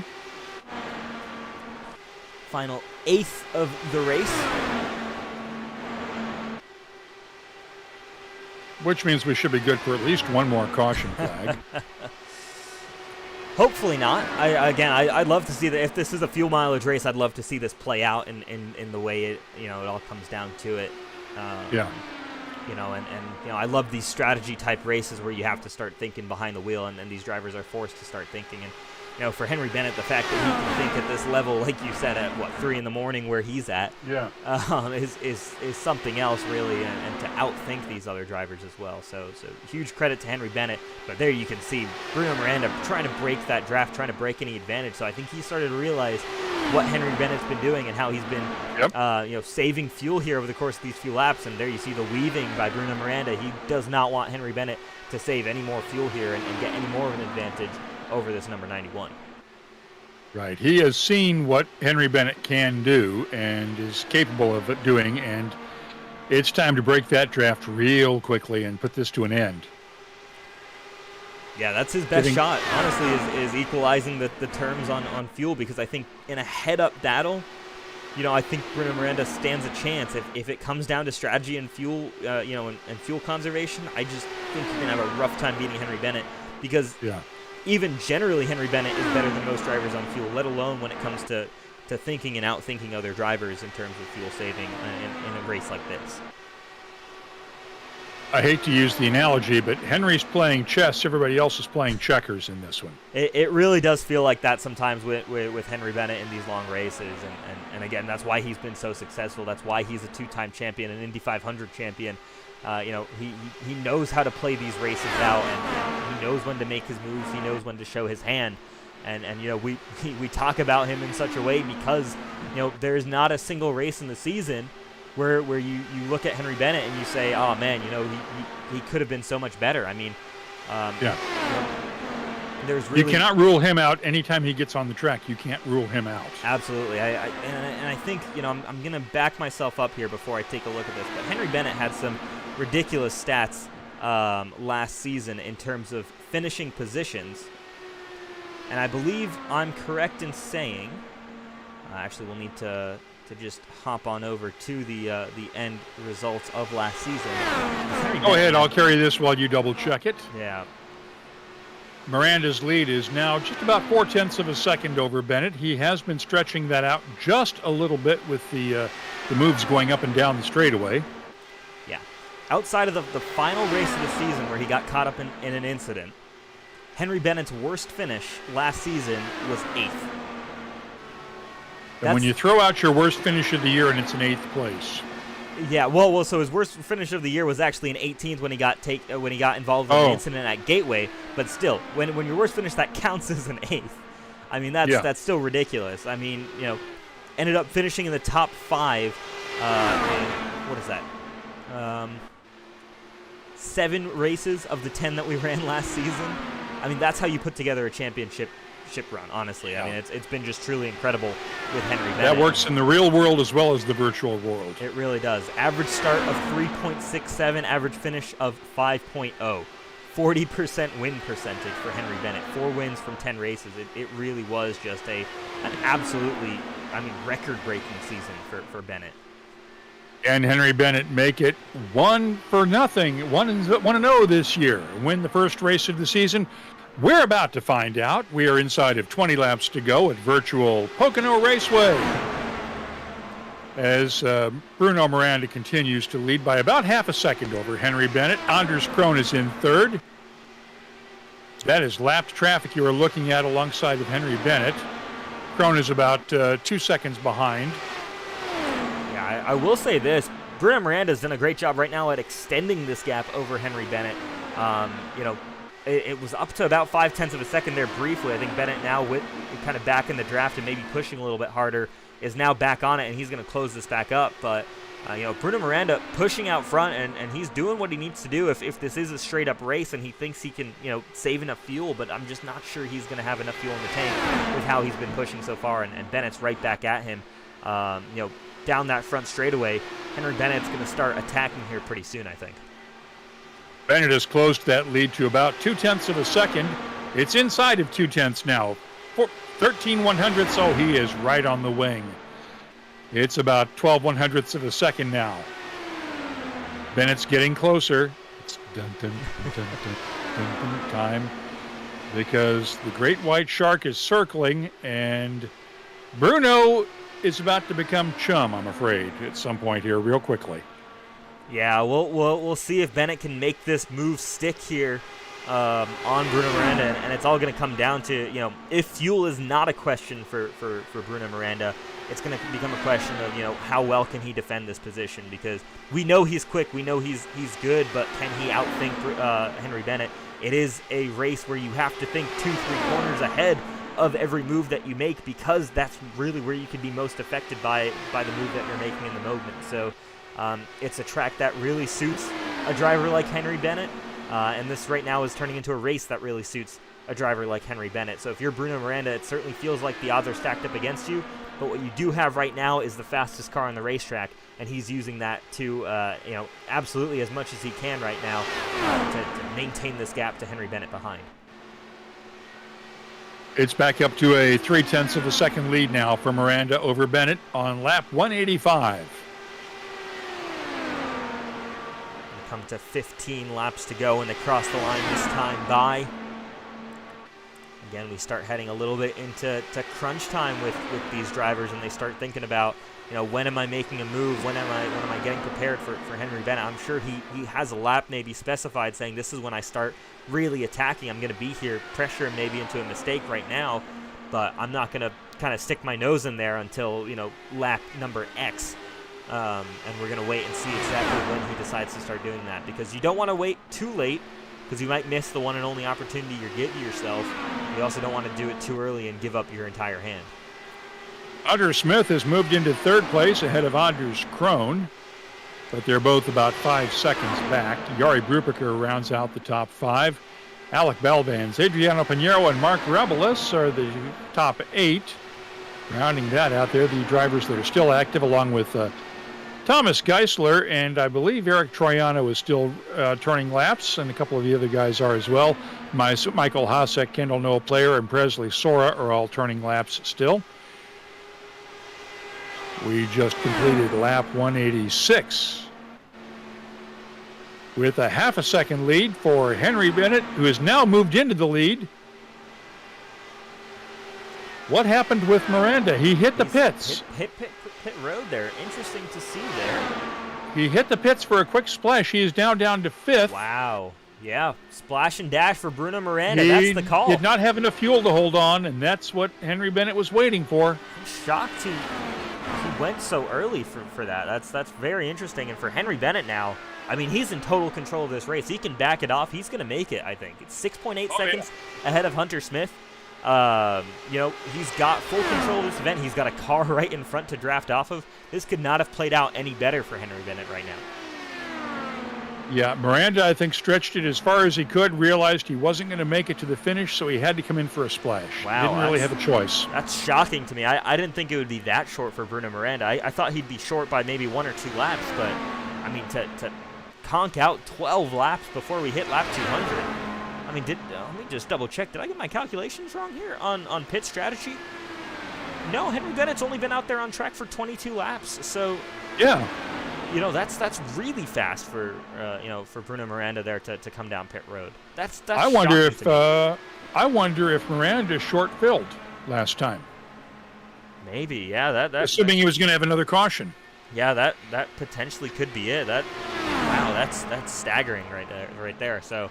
Bruno Miranda, I think, who probably had the fastest car here tonight, if not, one of the fastest cars here. I mean, just gave away that lead and gave away this win right now to Henry Bennett. Because, I mean, look at Bennett. He's continuing to stretch this gap out to Hunter Smith because Smith is in a fight for his life right now with Anders Krohn. So 10.6 seconds and growing for Henry Bennett. He's got all the time in the world here to win this race here, and he's got 10 laps to do it as Hunter Smith and Anders Krohn keep falling further and further behind. Henry Bennett's going to walk away with this one because unless there's a real serious problem in the next few laps, he is far enough out right now that Hunter Smith is not going to catch him. Yeah, this has been an incredible display by Henry Bennett. Well, it's not incredible, but typical. This is the Henry Bennett race. Well, you look up Henry Bennett's racing record, you're going to see stuff like this all the time. Absolutely. Well, what I'm saying is Henry Bennett's typical, I think, is pretty incredible. Is I think what I might be getting at there. Basically, he's in the position that when somebody else makes the mistake, he's there to pounce on it. Yeah. No, he knows exactly you how have to to do that. run a perfect race to beat Henry Bennett. Yeah, and he knows just how to force guys into making those mistakes. I mean, he was right there on Bruno Miranda, making him push. Yeah. And I think he knew that, and so it's. Yeah, he didn't have to pass him. He just had to push him to the point where he ran short on fuel. Yeah, so once again, just incredible there, and that gap extending the way it is. I mean, you've kind of released the beast almost. He's I think he's just having fun out there right now. These two are battling behind him. As Anders Krohn goes for a look down into turn number 3, he's not going to go for it this time, but I mean, with every corner, he's extending it by a second. I mean, this is a huge difference in pace right now. It's 15 seconds now. Yeah, that last lap, Henry Bennett was 2 seconds faster than both Hunter Smith and Anders Krohn. There's no competition right now. Incredible. And, we have got to get Henry a sponsor. Yeah, no kidding. I mean, just a fantastic racer, and Anders Krohn makes the move here on Hunter Smith. I wonder if that was Smith maybe holding up the rest of these drivers here. Anders Krohn really shot ahead of Hunter Smith after making that move here. And so we'll keep an eye on this because Jari Brubaker as well is coming up behind Hunter Smith. I think Smith might be struggling here. 44 seconds on that last lap. I think Anders Krohn is going to easily beat that last lap time here. Wonder if Smith's tires are starting to go. Yeah, could potentially be that. And we'll see just there. Yeah, Jari Brubaker passes both Anders Krohn and Hunter Smith. How about that? So Jari Brubaker, Hunter Smith. And Smith got ahead of Krohn. Yeah, so this battle for second is extremely intriguing. Jari Brubaker just shot past both of these drivers. And this is lapped traffic up. This is the lapped car up ahead of these guys, right? Yeah, it is. I think that's Eric Triano once again here. And yeah, wow. I mean, just this is so intriguing how the end of this race is playing out, because Jari Brubaker is the only guy who's putting in lap times anywhere near what Henry Bennett is, because Hunter Smith and Anders Krohn are 2 to 3 seconds a lap off the pace of Henry Bennett. And Henry is now 18.5 seconds ahead. Yeah. That's a third of a lap. That's just truly incredible. And for Brubaker, I mean, he's completely left these guys in the dust. He caught them and has just left them. So really interesting to see what's happened to Smith and Krohn, because I think they've just burned through their tires. They've been fighting it out this entire fuel stint, and they've burned through their tires. They're done. There's nothing left on those Firestones. Actually, I want to correct that. It's not a third of a lap. It's almost half a lap, because these guys are turning 41.5-second laps. Henry's up to a 19-second lead now. We're talking literally almost half a lap. Yeah, and this is a large racetrack. This is 2.5 miles, so 1.5 miles. The length of WWT Raceway is Henry Bennett's lead, almost at least. So, I mean, just take that into account right now. This race has just turned perfectly. It was 6 seconds a couple laps ago. He's putting in ridiculous pace right now for the age of the tires that he's on, compared to the guys that he's racing. I mean, if he keeps up, he's going to be putting it close, but he might actually be able to put a couple of these guys down a lap by the time we get around. That would be extremely impressive if he can. And actually, let's take a look here at the overall gap between these drivers. And there you see, I mean, Alec Balvans, Adriano Pinheiro, Mark Rebelos already gone a lap down. Bruno Miranda could potentially go a lap down. How about that? As, Hunter Smith hits pit road. He's not going to make it. Interesting. Brubaker's in the pits. Oh, excuse me. Yeah, Jari Brubaker. I missed that. Hunter Smith is watching. Hunter Smith is in second. Krohn is in third. Very interesting there to observe. Wouldn't it be a shocker if Henry Bennett had to pit right now? He's got 20 seconds of a lead. If Henry Bennett had to pit, that would be the least Henry Bennett thing I think he could ever do. Yeah. He's got room to play with where he could honestly back off and coast this car into across the line with 3 to go. So I'd be shocked if Henry Bennett is low on fuel right now. But man, oh man, what a race he's put together here. 20 seconds now ahead of Hunter Smith in second. We are coming up to the start of lap 198 here. We're on lap 197 right now, just 3 to go. And, 3 hours and 13 minutes, 3 hours and 14 minutes into it, this race may finally see an end here in just 2 minutes' time. Or just over 2 minutes' time, actually. So, man. We're still not as long as the Nashville race took a few weeks ago. It really has been something else here. 3 hours and probably 16 or 17 minutes when Henry Bennett crosses the line here. Will be our longest race at Pocono by some margin. Ever. Yeah. I'd love to see in the real life IndyCar Series as well how many, how long some of those Pocono races have gone, because that could be interesting as well to see. That's the last one, and it took a long time, but part of that was for red flag time. Okay. Balvans is in the pits. Yeah, so Balvans. We're on lap 199. We'll be coming down the white flag next time by. Henry Bennett has a 20.3 second lead and a car to draft behind in Adriano Pinheiro. Yeah, Henry Bennett can just sit right now, do whatever he wants. He just needs to make sure he stays clean, doesn't get involved in potentially a battle here with Pinheiro, but actually Presley Sawyer right behind him isn't actually fighting Pinheiro. So none of these guys are in here for a position, so it's really just ride it out to the end of this race, and we're about to hit the white flag finally here at Pocono. As we come down for the white flag, the Whiskey Cast last call. If you're into whiskeys, please give the Whiskey Cast podcast a listen, or our live Friday night webcasts as we finish things up here in the Signing Day Sports 500 at Pocono. We're kicking off the fall season in the Elite Racing League Mega Player 86 IndyCar Series. Rish, Henry Bennett's got a great ride ahead for the rest of this season, it looks like.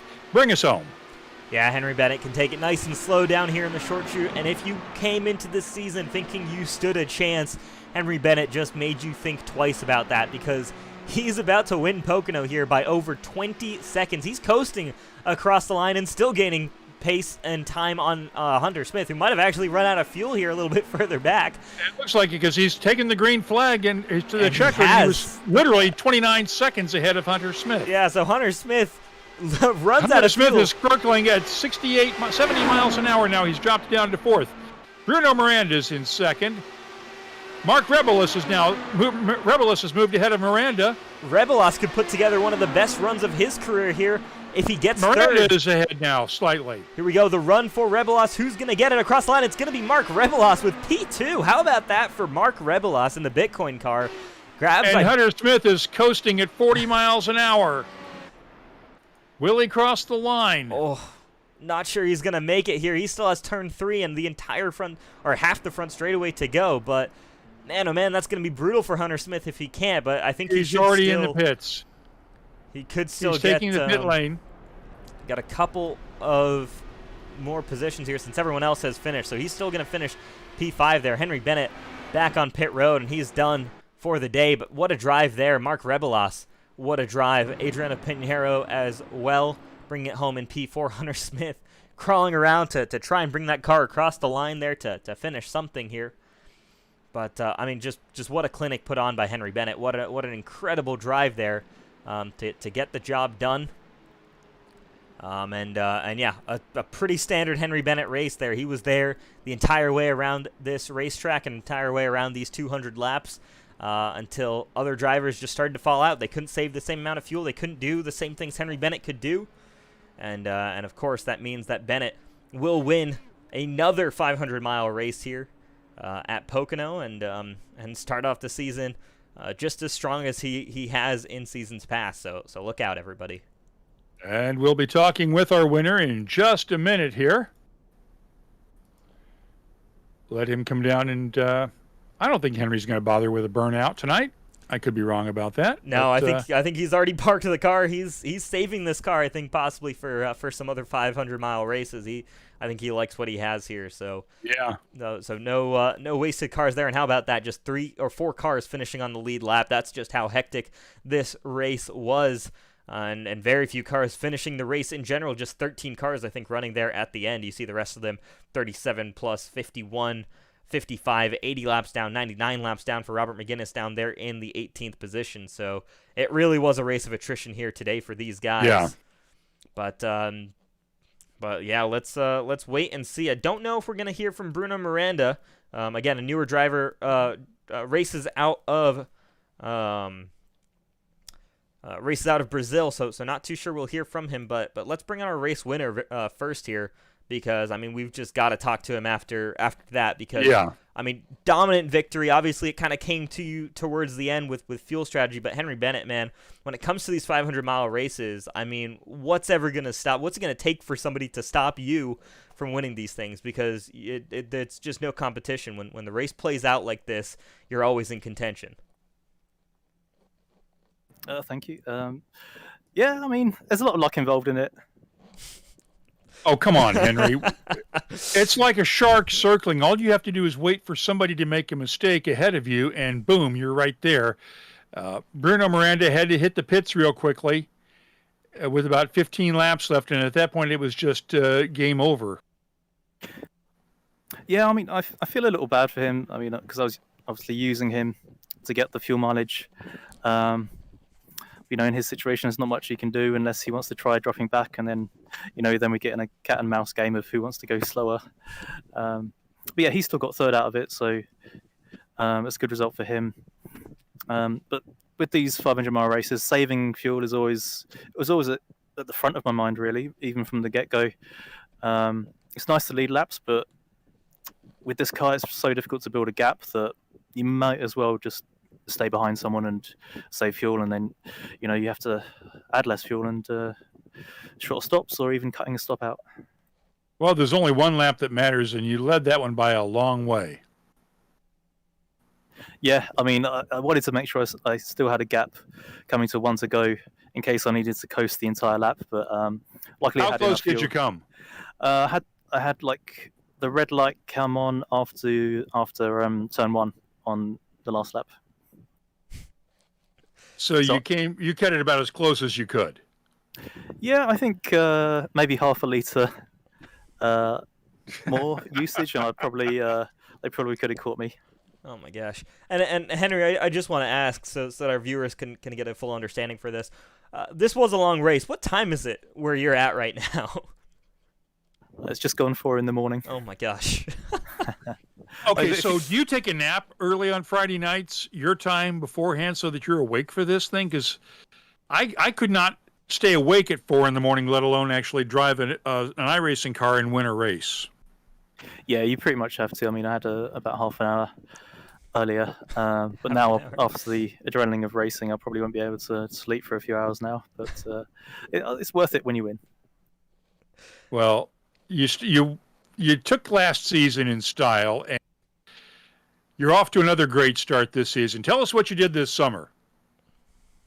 Oh, I'm still racing. Obviously, with all the stuff going on in the world at the moment, there's not a lot of opportunity to do much else. So yeah, still racing a lot on our racing. Yeah, won a couple of leagues, and so best preparation for this.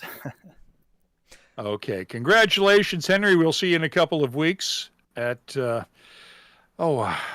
where are we? At Barber in a couple of weeks. Sorry, I had to look at the schedule real quickly, but we'll see you at Barber in a couple of weeks. And congratulations on another dominant win tonight, Henry. Thanks, guys. Appreciate it. Okay. We do have Bruno, and we also have Mark in the waiting room. Let's which one do you want to bring in first, Rich? Well, let's bring in Mark here because and correct me if I'm wrong here, but Mark, I think that's your best finish here in the Elite Mega Driver 86 IndyCar Series. And I mean, what a drive there! A fuel save run to the end, but you did everything you needed, and man, what a result! Yeah, I'm really excited about that. P2 is definitely my best finish in the Elite IndyCar Series. I think prior to that it was a P9 a few years ago at the Indy 500. But yeah, my whole strategy the entire race was just to take it easy. I stayed at the back on every single restart practically. I gave up the spots.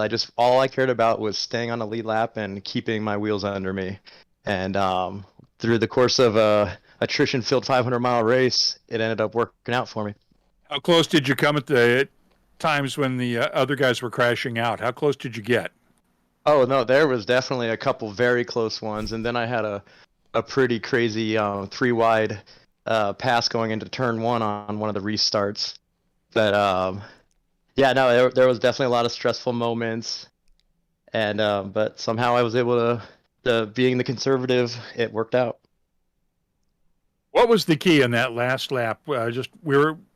We were watching poor Hunter Smith as his speed just kept dropping when he started running out of fuel on that last lap. And then you, Bruno, and Adriano all just blew past him because he was running a strong second. And all of a sudden we see the speed chart just start going farther down and slowing down. And we see you guys just blast by him. What were you guys thinking?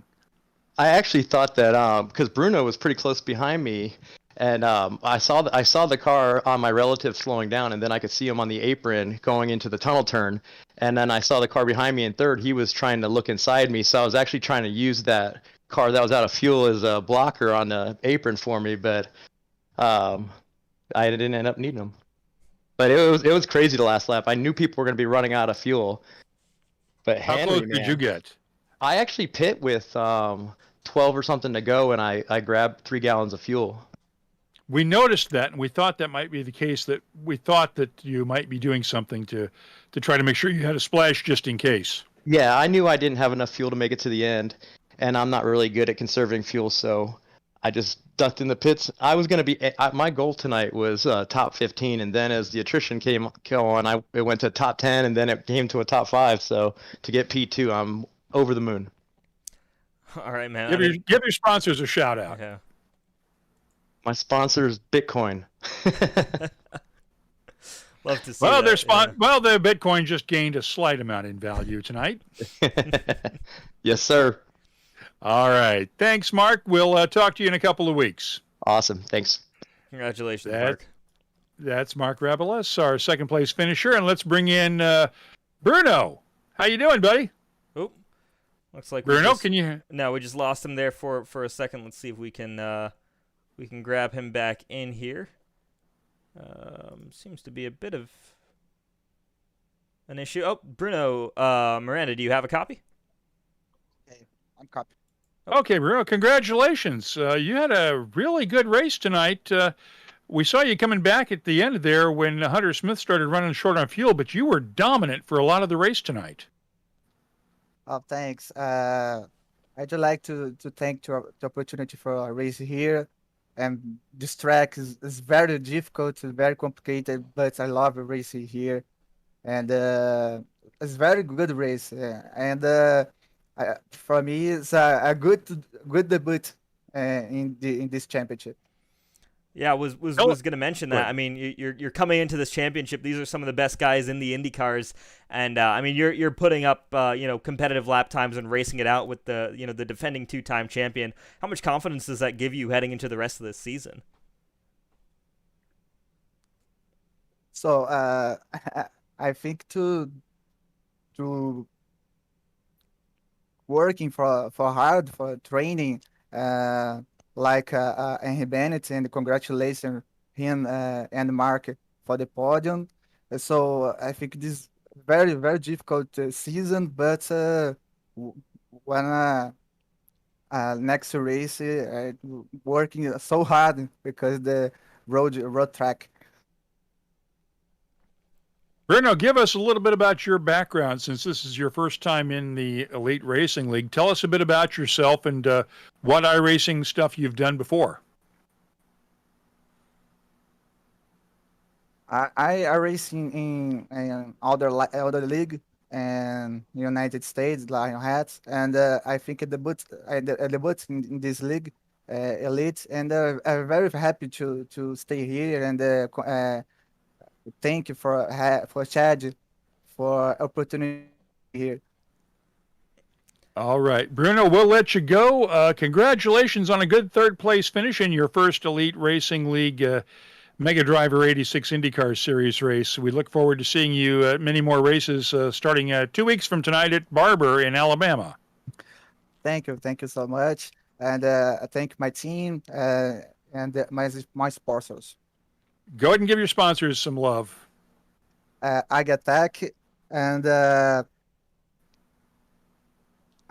forgot the sponsor because I have Agatec and Adriano Transportes. All right. Congratulations on a great run tonight, Bruno. We'll see you in 2 weeks from now. Oh, thank you very much. That's our third place finisher, Bruno Miranda, making his debut in the Elite Mega Driver 86 IndyCar Series. Rish, any final thoughts other than it's finally over tonight? Yeah, it was a long night here. We've been on the air for over 3.5 hours, but I mean, what a win, obviously, by Henry Bennett. What a way to get things kicked off. This season, I started off very rough, but I think that second half of that race played out the way we'd expect it to in a 500-mile race. So guys kind of got settled in once I think we lost about half the field. And of course, want to thank Signing Day Sports for coming on for this and supporting us 500. They were a great event sponsor for this, as well as, of course, our premier sponsors here at the Elite Racing Network, Response Energy Drinks, C2 Freight Resources, and Blue Egg Marketing. So lots of people to thank here. But yeah, I mean, I'm looking forward to going to bed tonight, and then, of course, looking forward to going to Barber, where I think things will maybe calm down just a little bit. And I think Rob Howden may be joining us for the Barber race. I know he's busy with Road to Indy stuff this week in the real world at New Jersey Motorsports Park, but I think he's going to be joining us for a few races this season as well. So that does it for us tonight from the virtual Pocono Raceway, the Mega Driver 86 IndyCar Series presented by the Elite Racing League. Once again, we'll see you in 2 weeks at virtual Barber Motorsports Park. For Rish Kozla, I'm Mark Gillespie. Until we meet again, good night, everyone.